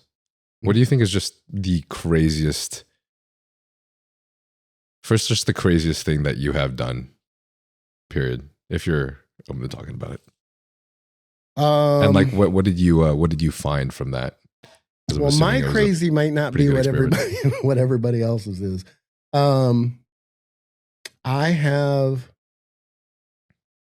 experimented with maybe not the original Synthol, but a lot. And I was unfortunately born with, God love her, my mother's shoulders. I wanted my dad's because they're so much wider.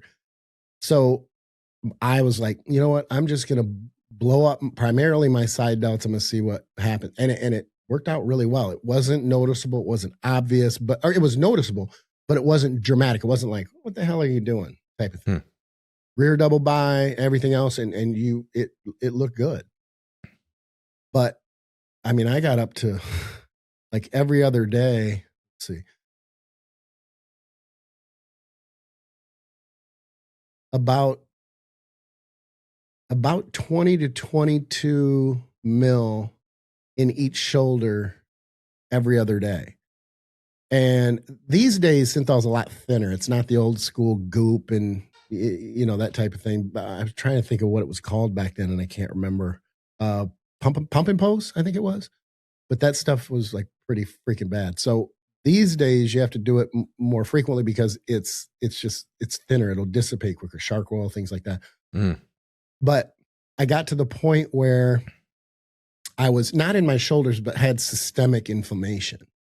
So that could be argued that, okay, I went a little over the top on that. But I mean, it was to the point where I'd even have to tell my wife, because you can't give yourself these shots by yourself in your rear delts and, you know, back of your side delt and everything else. I had to tell her, I'm like, I got to wait a couple days. Like I feel like shit. So, and I laugh about it.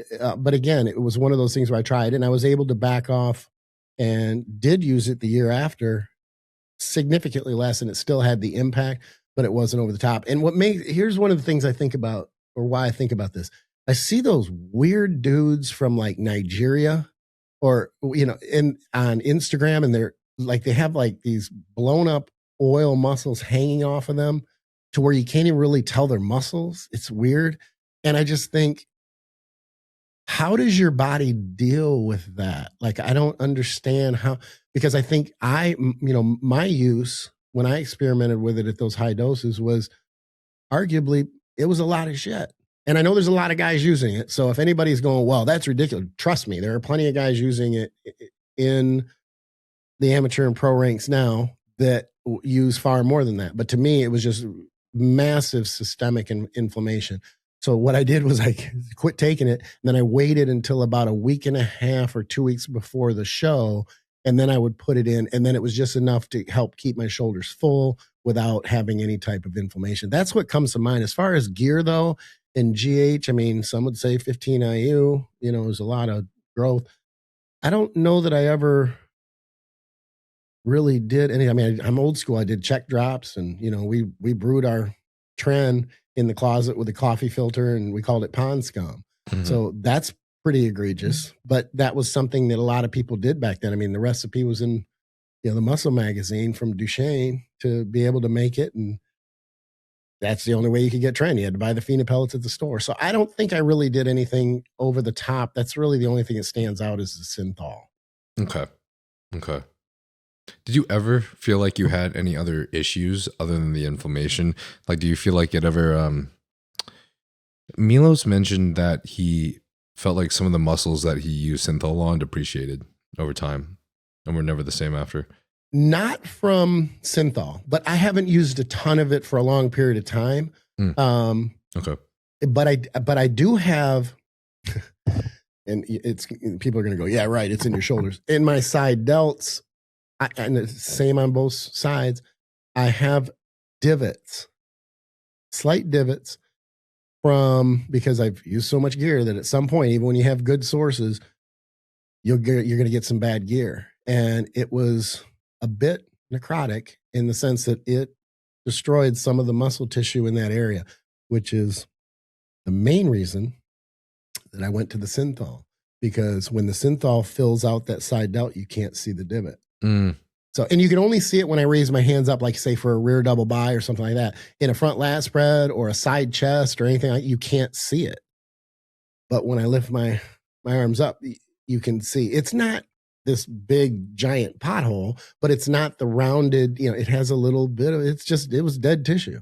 I did think while we were talking, I did mess with DNP 3 times. And the last time I've heard, well, I don't know the story, but I know that you had some situation with DNP. Yeah, that one was bad. And the bitch is I always said I would stay away from it. But what happened was about 10 years ago, ballpark, maybe it was a little bit more than that, maybe 12 years ago, there was this new protocol where it was just low dose, consistent. You didn't build up. I always laughed and said, why would I want to lie in bed and feel like death to lose the same amount of body fat that I could lose on, low dose T3 and Clen? This doesn't make any sense. And I could still function and train. But when the low dose protocol came out, I talked to a couple of people. I'm like, I don't know. I see some logic in this. I'm going to play with it. I'm going to see. First time I took it, I'm like, okay, don't feel anything. This is great. Took it again, maybe a year later, 10 months later, something like that. Started to notice some water retention, but it was like, okay, it worked, but it didn't work as good as the first time. Went back to it one more time. I'm not kidding. I was in my basement and I'm looking up essentially at the ceiling in the basement. We had high, it was our dream house. It was a fucking gorgeous house. But I'm looking up and I'm thinking, my kids are sleeping right above me and they don't know that I am in a world of shit right now. It was essentially, I gained 32 pounds in only a few days. And my food had literally, I don't want to say it stopped moving, but it was almost like when you have a lower GI issue and your body doesn't want to let the food drop down into the intestines and because it's fighting something down there. So I had this rock in my stomach. I couldn't drink much water because if I drank the water, I felt so miserable. I wanted to throw up. I couldn't throw up. I tried to make myself throw up. So I'm going without water. I'm on DNP and I'm what essentially was congestive heart failure with 32 pounds. When I talk about edema, I'm talking about edema like it's at my knees, like it's bad.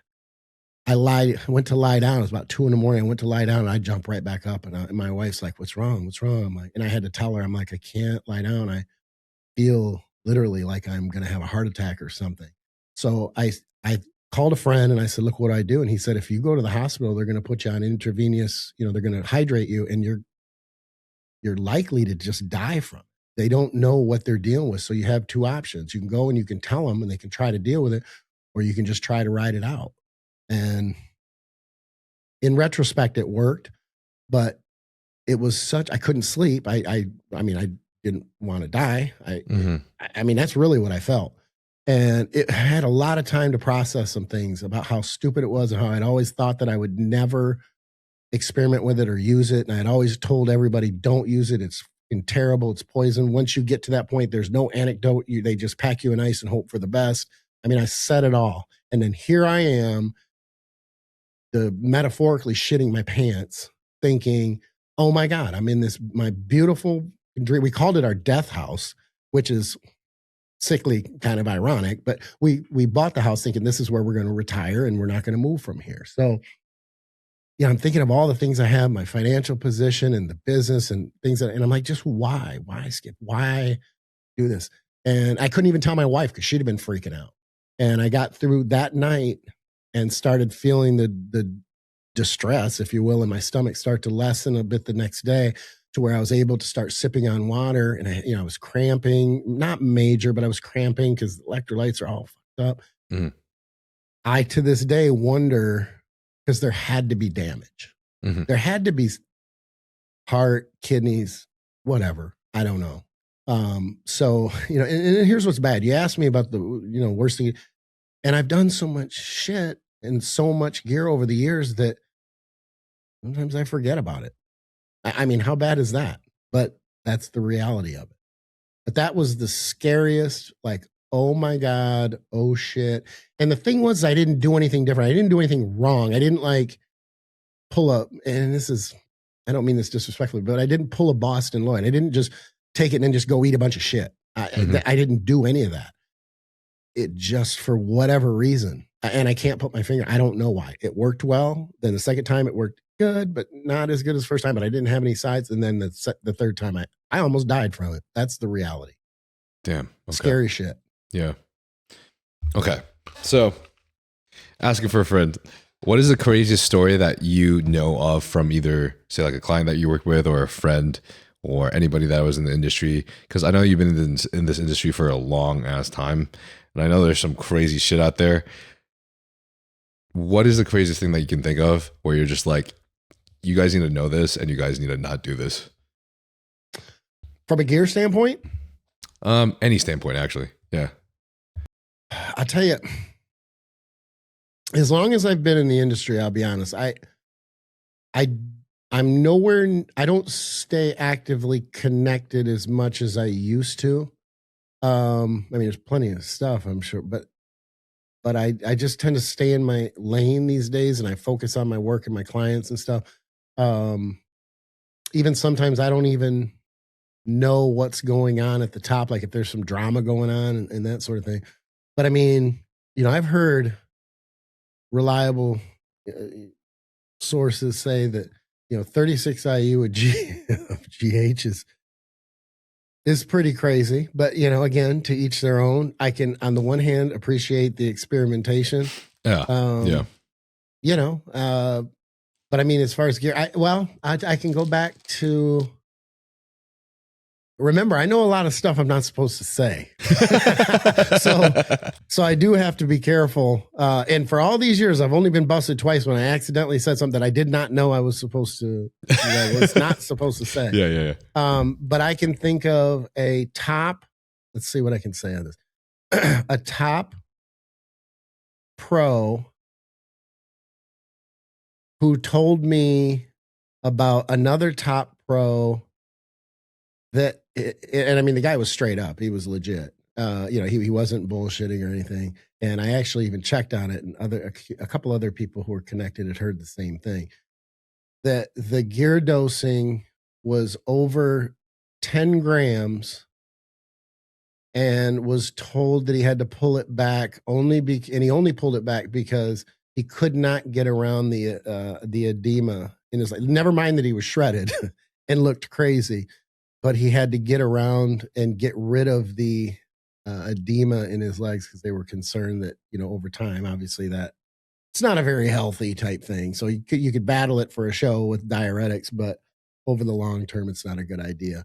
That one caught me off guard. I heard that about 10, 12, 14 years ago in there somewhere. And I'm not trying to, I know people want to know, but there are just things that I can't say, and I can't mention the names. Yeah, but I was surprised. It was a great look other than that. And whether that person pulled back, I don't know. Arguably should have and could have been an Olympia winner, but wasn't. Gotcha. That's the best I can do. I'm sorry. No, bro, I think that's good enough, honestly. Yeah, that's definitely good enough.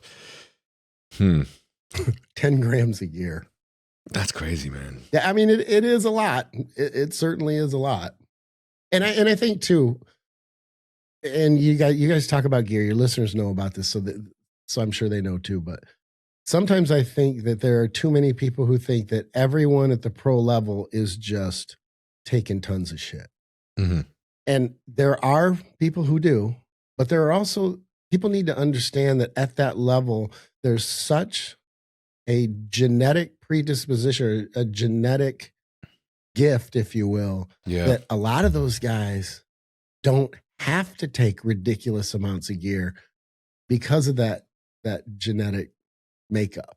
And I go on record as saying the biggest abusers, the guys who are taking the most and really beating the shit out of themselves, are the guys who are just fighting to get to the top of the amateur level, and they might not ever get there, but they're willing to do anything. And I think that also takes me back to when I sometimes have an issue when pros will say that they got there because of the work that they've done. We've all gotten to where we are for the work that we've done. Yeah.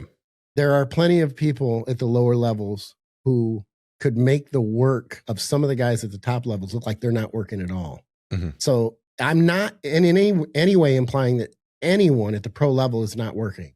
But I've been in the industry long enough, and I know a lot of these competitors. I know a lot of them personally. And they've trained next to me.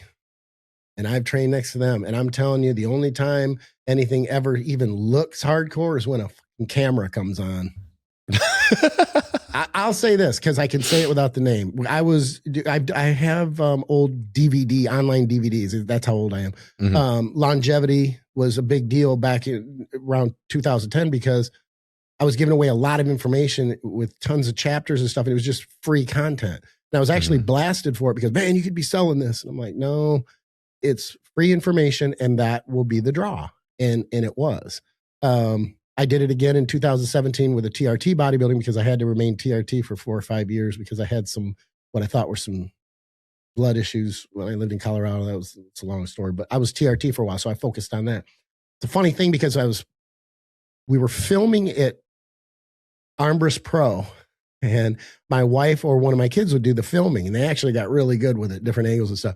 And I hear this, and I'm like, what the like it wasn't loud a minute ago. And this person only decided to start training really hard, intense, and making these noises because he thought he was in the frame behind me. And I had to laugh. I turned around and I said his name, which I won't say. Bro, you're not in the frame. And he's laughing because he thought that he was. So it's funny to me. It's just funny to me how that awareness makes people. But like I say, these guys, I mean, you got top Olympia competitors who rarely do deads. Then you got top Olympia competitors who pull deads like it's crazy and they can pull ridiculous amounts of weight. You got guys who never squat and they have great legs. There's just a lot. It would be nice to have picked my parents better. I love them to death. Right. But from a genetic standpoint, it's like, man, I don't know, Mom. You should have you should have had an affair or something. I don't know. Like the neighbor's really, he's in pretty good shape. Maybe after all those years. Anyway. Yeah.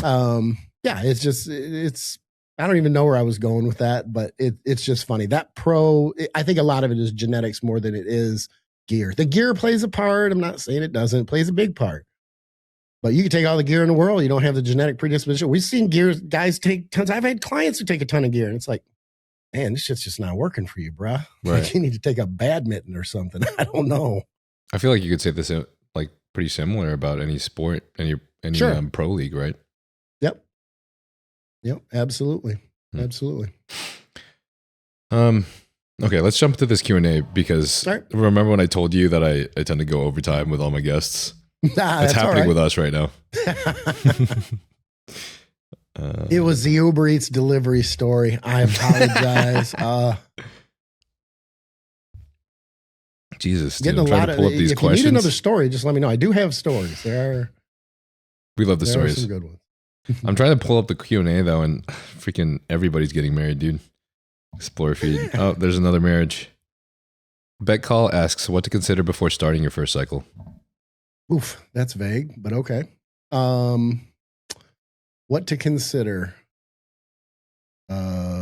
Age? Is your diet and training dialed in? I mean, I guess I'd put that number one. Is your training? Well, not number one. I guess if he's 14, I'd rather he didn't get on, or at least I don't want to advise him to get on. Start when you're Do 9. your thing. Yeah, deal with your parents on that one. But is everything dialed in? Is everything pretty optimal? Are you good with the structure of eating the meals when you're supposed to? Is your training sound? Do you know enough about training? And if you don't, that comes back to the question you asked me earlier. If I had any regrets about starting too early. Mm-hmm. My training, everything, I gained knowledge very, very quickly because it was my passion, and I was doing everything I could to understand everything I could to just get as big as I could as quickly as possible. So I'd go with that first. Okay. There's health. There's a lot in there. I mean, a guy could be 35, he could be 20, he could be 45. I don't know. Yeah. Listen to the Trensparent podcast before starting your first cycle. Run that by me again. Listen to the Trensparent podcast. Everybody. Oh, the trans. Yeah, I'm sorry. It just totally. I thought you were asking me a question. I'm like, I don't know how to answer this one. Dylan Kennan asks, what is something new that you're grateful for? Well, it's a tough one. Inside bodybuilding or outside? Because inside bodybuilding is bodybuilding. I'll tell you what. I don't know that it's new, but I have to remind myself all the time, even when what we do is work, that I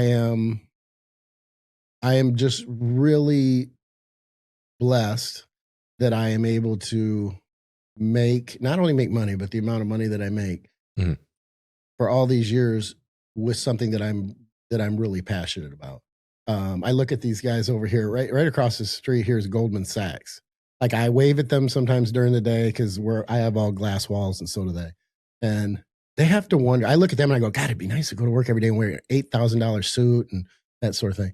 And they probably look at me and go, that cat sits in front of those bright lights with a sweatshirt on and shorts, and he's got really pretty cats. For sure, they do. Grass is always greener. Dude.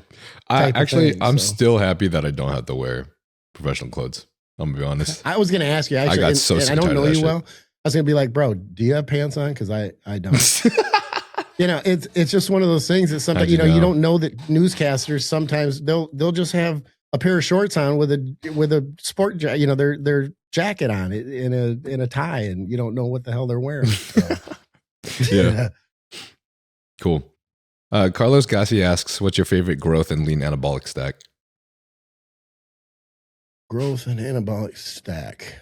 If it's mine personally, I'll go with that versus what would you advise me? Mine personally is TESS, NPP. I think the vast majority of people, if they're like, you know what, I'm going to take 3 compounds. I want to get the best gains. The majority of people will respond very well to those 3 compounds if they have spent any time, doing gear. You don't just jump into those 3, but I think that 3, it's the old reliable. It'll work whether it's the off season or even the beginning of a prep. Okay. What about the whole, those people who get a little anxious on nandrolone, or those people who get a little anxious on EQ? There's always those exceptions. Then you get into ratios. Is the EQ too high, and it's gonna impact your your estrogen, which in turn, if you're crashing your estrogen, you're probably crashing your HDL too, which is not healthy over the long run. There's always exceptions. That's the thing. And that's why it's hard to answer questions like this, because they're individual components. It's nuanced. So yes, that's my favorite. Yeah. I don't want to say most, but a lot of people will respond well to it. But then you got to pay attention to any type of those sides too. And it could be that it's not the compound. It could be the ratio of the compounds too. This might be weird because this definitely depends on the person's genetics for sure. But what would be the best? I would just kind of love to know. the most growth you've ever seen from one of your clients? Like, what did the situation look like? Like, how long had they been training? What did their training and diet look like? What did their PED stack look like? I'm sure this person might have been like a genetic anomaly as well, but I find these things normally and I get interesting. the genetic anomalies, and then I get, the average guys who fight for every, half pound of muscle. So it's hard to tell. And I'll be honest, I've trained so many people for so many years that if a client ran into me down here, I'm running down here to get my nails done with my wife, and said, "What's my diet right now?" I'd be like, "I have no idea. I need." Oh, well, I mean, yeah, for sure. Yeah, like there's no way. But I mean, there are just so many. I'll tell you what's surprising to me sometimes is the people who make the best progress sometimes, even most time, are not the people that you would look at and go, "Oh yeah, he's like a genetic freak." I get genetic freaks, and they may not grow and respond terribly well. They have that genetic component, and you're doing everything right and everything is optimized, and it's, there's progress, but it's not this over the top. Sometimes it's just the average person that you just go, "Oh, holy shit." I love transformation. I arguably love transformations more than I like putting someone on stage who is already good, but then they go and they're diced and they're peeled. And there's just something about that. When you have a client who accomplishes something that they haven't or didn't think they could do or weren't sure, and they just love you. And you know what I mean? They just love everything that is going on. They love the journey. They don't complain about, and I mean, think about it. If you're making wicked progress, you're not usually going to be complaining about too much. Yeah. It's just I think that's part of the reason, even though I came into this industry doing 98%, it was just prep work. That's how I got to be known. Mm-hmm. But over the years, I've pulled back from it. I still do prep work, but I'm very, very selective because I've gotten tired of, "Oh, you got me into my best shape ever. It was crazy, but I took second. Well, I'm going to work with somebody else." The other thing is bodybuilders who compete typically, the vast majority of the time, are also prep guys. They're online trainers, 95% of them. So they want to work with you and might have had great results, and they're going to the next guy to learn more and learn from the other guy because it feeds their revenue stream, or they think it will at some point. Usually does, but I want client retention these days. I want the old heads. I want the guys who can pay me because I'm not cheap. And I want to keep them for 3, 5, 7 years. Or if they do leave me, they come back in 10 years and go, "Well, we got kids now. I'm settled into my career. I've gotten, put on a bunch of weight, man. I just want to get back at it. And, I know you're the guy willing to work with me." That's the type of client, if I'm being honest, that I'm like, hell yes, let's get it going. Yeah. Cool. Okay. Eric Cam asks,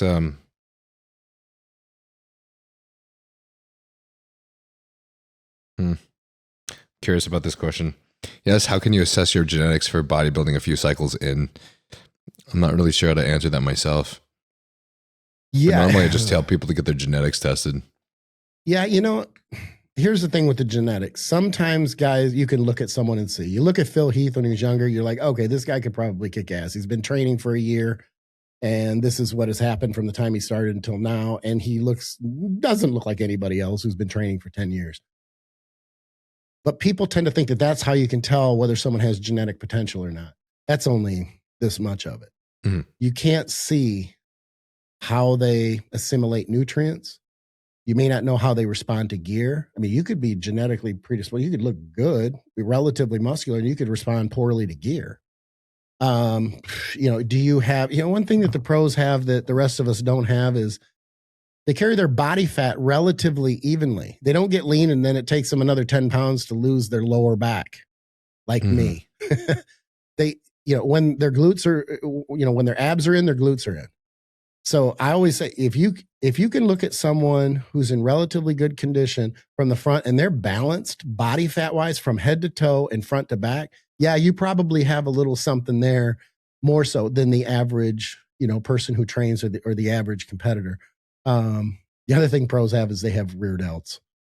If someone does a rear delt, I really, like, you're never going to see a pro who does not have good rear delts. So I always laugh. I actually said that to Andrew a few weeks ago. And he's like, I got to think about that. And you're right. Yeah. So it's funny. You could look there, but there's so much that you can't see. What does the motivation look like? What does the psyche look like? Is their life in shambles because they're stressed about finances? They can't maintain a stable relationship. All these things, they play into it. Your genetics can take you a little bit further than you would otherwise if you're dealing with a bunch of stressful shit. But if you're living on someone's couch, it's yeah, I don't know if you're going to, I don't know if those gains are going to be. There's a lot there that you can't see, I guess is what I'm trying to get at. Yeah. I'm always impressed. Well, I mean, the more proportional somebody is normally, but I'm always just kind of a little bit impressed when someone has like an immense back thickness, but also has immense rear delts. Just know that they're pulling with everything. Yep. Yeah, it's just a different. Who did I see the other day? Can't even think of the name. Damn. But I saw a rear double by, and I actually took a screenshot of it and I sent it to Andrew and Scott. I'm like, who is this cat? And he laughed and said, he rattled off the name. Man, it's bothering me that I can't remember the name. But anyway, the point was, I'm like, that is that rear delt through the shoulder. But you could just tell this guy, if he's not a pro now, he's going to be, he just turned pro, that type of thing. So yeah, there is that. You can see, muscle belly shape. You can see a lot of times insertions, and things, but there's just so much under the surface. I always use Shelby, Shelby as an example. He just outworked his genetics. There are some people who can do that too, but then you have to wonder, well, did he outwork his genetics? No, technically he really didn't. The genetics are the genetics. He just worked his ass off to get there. So, at the end of the day, I touched on it earlier. It's your hand. Play your hand out. You gotta play it all the way through. Mm-hmm. Okay. Mike asks, is there anyone in history who has used more MT2? I like that. If I'm being completely honest, I doubt it. Again, full disclosure, I don't know that I've taken much of a break. And it's funny, this is 2026, since 06. Damn. Now, here's what I'll say to I know. And this is what I'll say. Holy shit. Okay? A couple things. And I hope that anybody listening didn't just stop listening because I want them to hear my explanation. Mm-hmm. Number one, as a teenager, one of the things that I wanted to be was I just wanted to be muscular and be a bodybuilder. But there was a close second. And that was all those pictures from Southern California, South Florida, Southern California. Why don't they call it Southern Florida and South California? It's weird. I've asked that question. No one can answer. Anyway, that was the look in the 80s. It was very like the Hooters girls. And we had the Hawaiian Tropic, pageants or pageants, I guess, contests at the bars and shit. And it was always about a tan. And David Lee Ross video, it just, things like that stuck with me. And I didn't tan for anything. I mean, literally, you could see blue veins on me. Mm-hmm. I mean, I'm 65% German, but when people ask me, or if they ask me if I use Melanotan, I'm like, you guys don't know, I'm French Polynesian.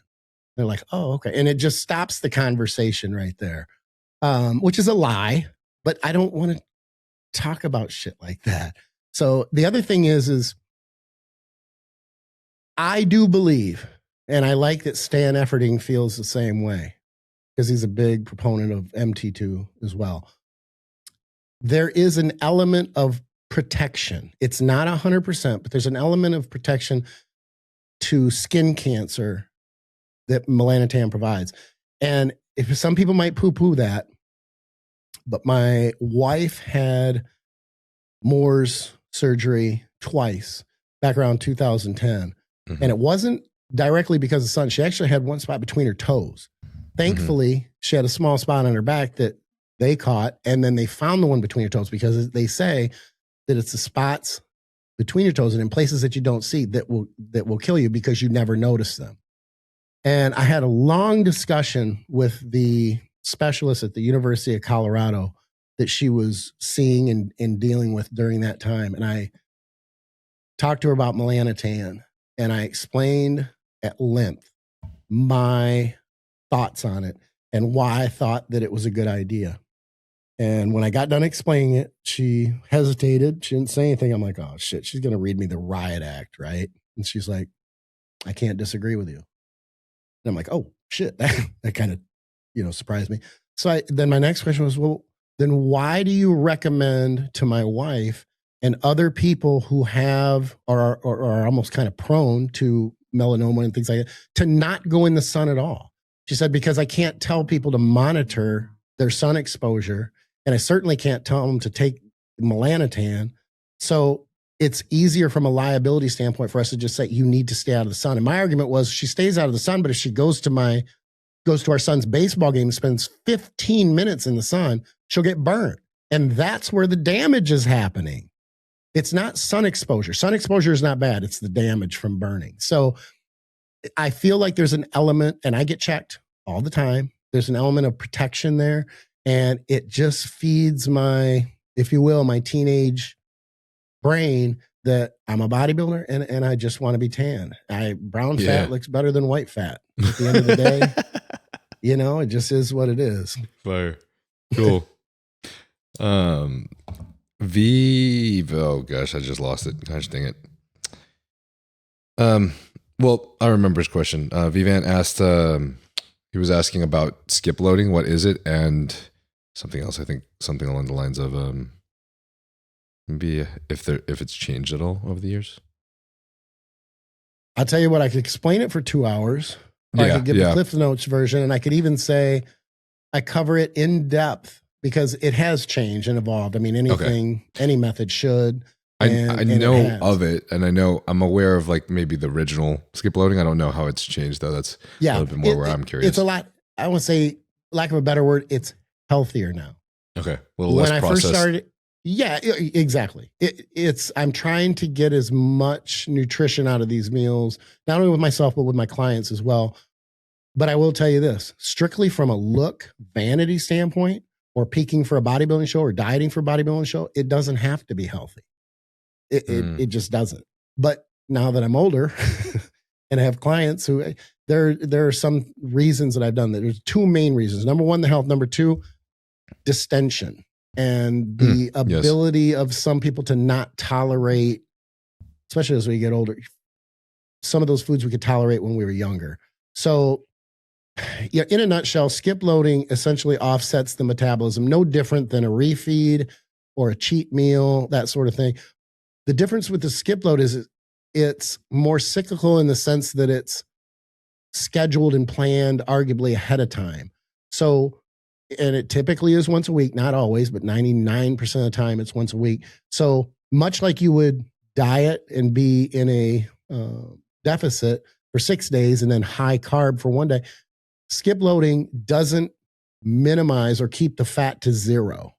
So there's fat in there too. Now, I don't allow clients to sit down to 2 pints of Ben & Jerry's or a plate of bacon, but at the same time, it doesn't need to be measured. The other thing with skip loading that is different with skip loading than, say, high carb meals is I rely most of the time on hunger. And that throws people because it's a giant gray area. And I don't say always. A lot of times I get this response: you don't understand how much I can eat, Skip. No, I do.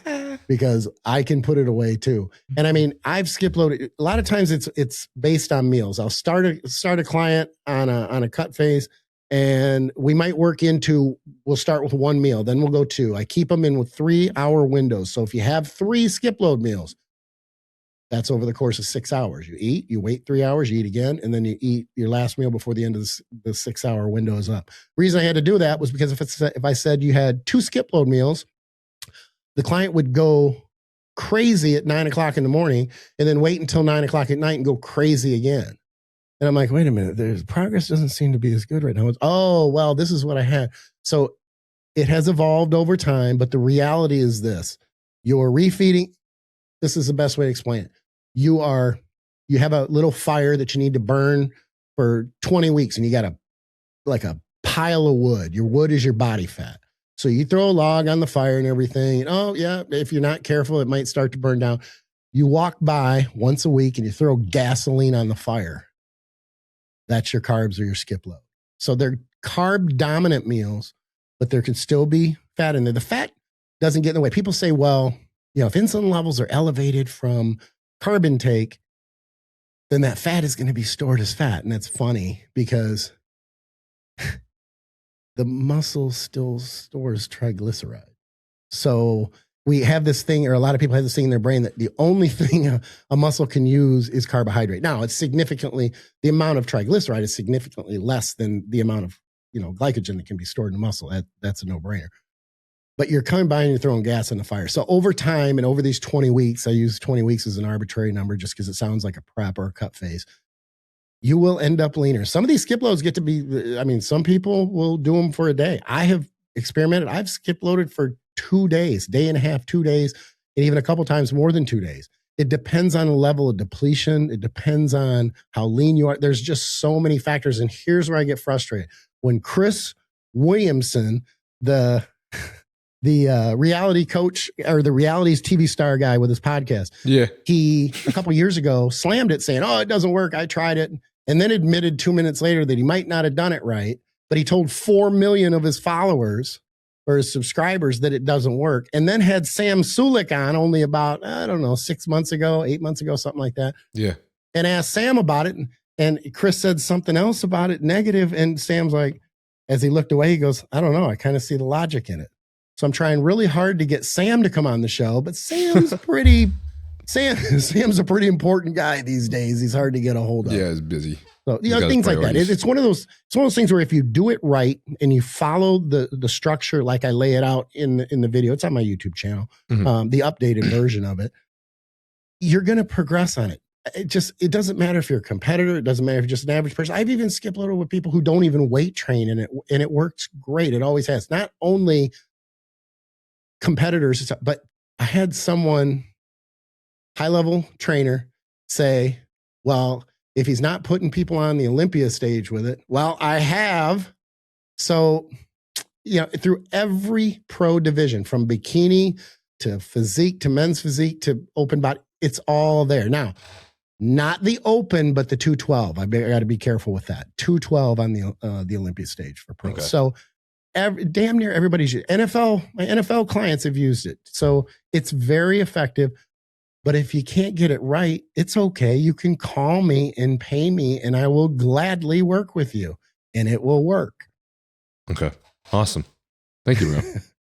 That was an extensive and really great answer. Let's do this last question just because we're a little bit out of time. But Mike asks, how has your training, aside from the failure that we discussed earlier in the beginning of the podcast, how has your training evolved over time? The short answer is become more optimal. The older we get, the wiser we get. We have so many years of experience that, we get to the point where we're like, okay, I really love to be in the gym, but I don't want to waste time. I got other shit to do outside of the gym. So if I don't need to be training, I can be doing business. I can be doing a million other things, even if it's sitting on my ass watching Netflix, which I don't get to do very often. I'm just more optimal. I want everything to be as efficient as possible. And the longer you do something, the more efficient typically you get with it. So I'm doing far less, here's the funny part. I do far less total work, but it takes me longer to do it. The reason is because I will not train these days without first stretching, especially if it's back or legs. I will not do it because I had chronic L4, L5 issues. I've been injury free for 10 years now. And if I stretch, I don't get injured. So stretching is boring. It's lame as hell. I can't stand it. But it didn't take me long to figure out if I stretch consistently, I won't have lower back problems. So you are saying the exact same thing as me. And I'm see? And I'm younger than you, and I've already been getting all these problems because I wasn't stretching. So exactly. And people will say, well, chiropractic. I had chiropractic, it helped, but it was a Band-Aid on a gaping wound. It would help for that minute. And then because you have an imbalance in your your structure, immediately after the adjustment, one side is pulling against the alignment again. So I haven't even been to the chiropractor since I've been in Florida. That's been 8 years because I'm stretching. As long as I stretch, I'm good. And it's so simple, but yet people don't want to do it. Yeah.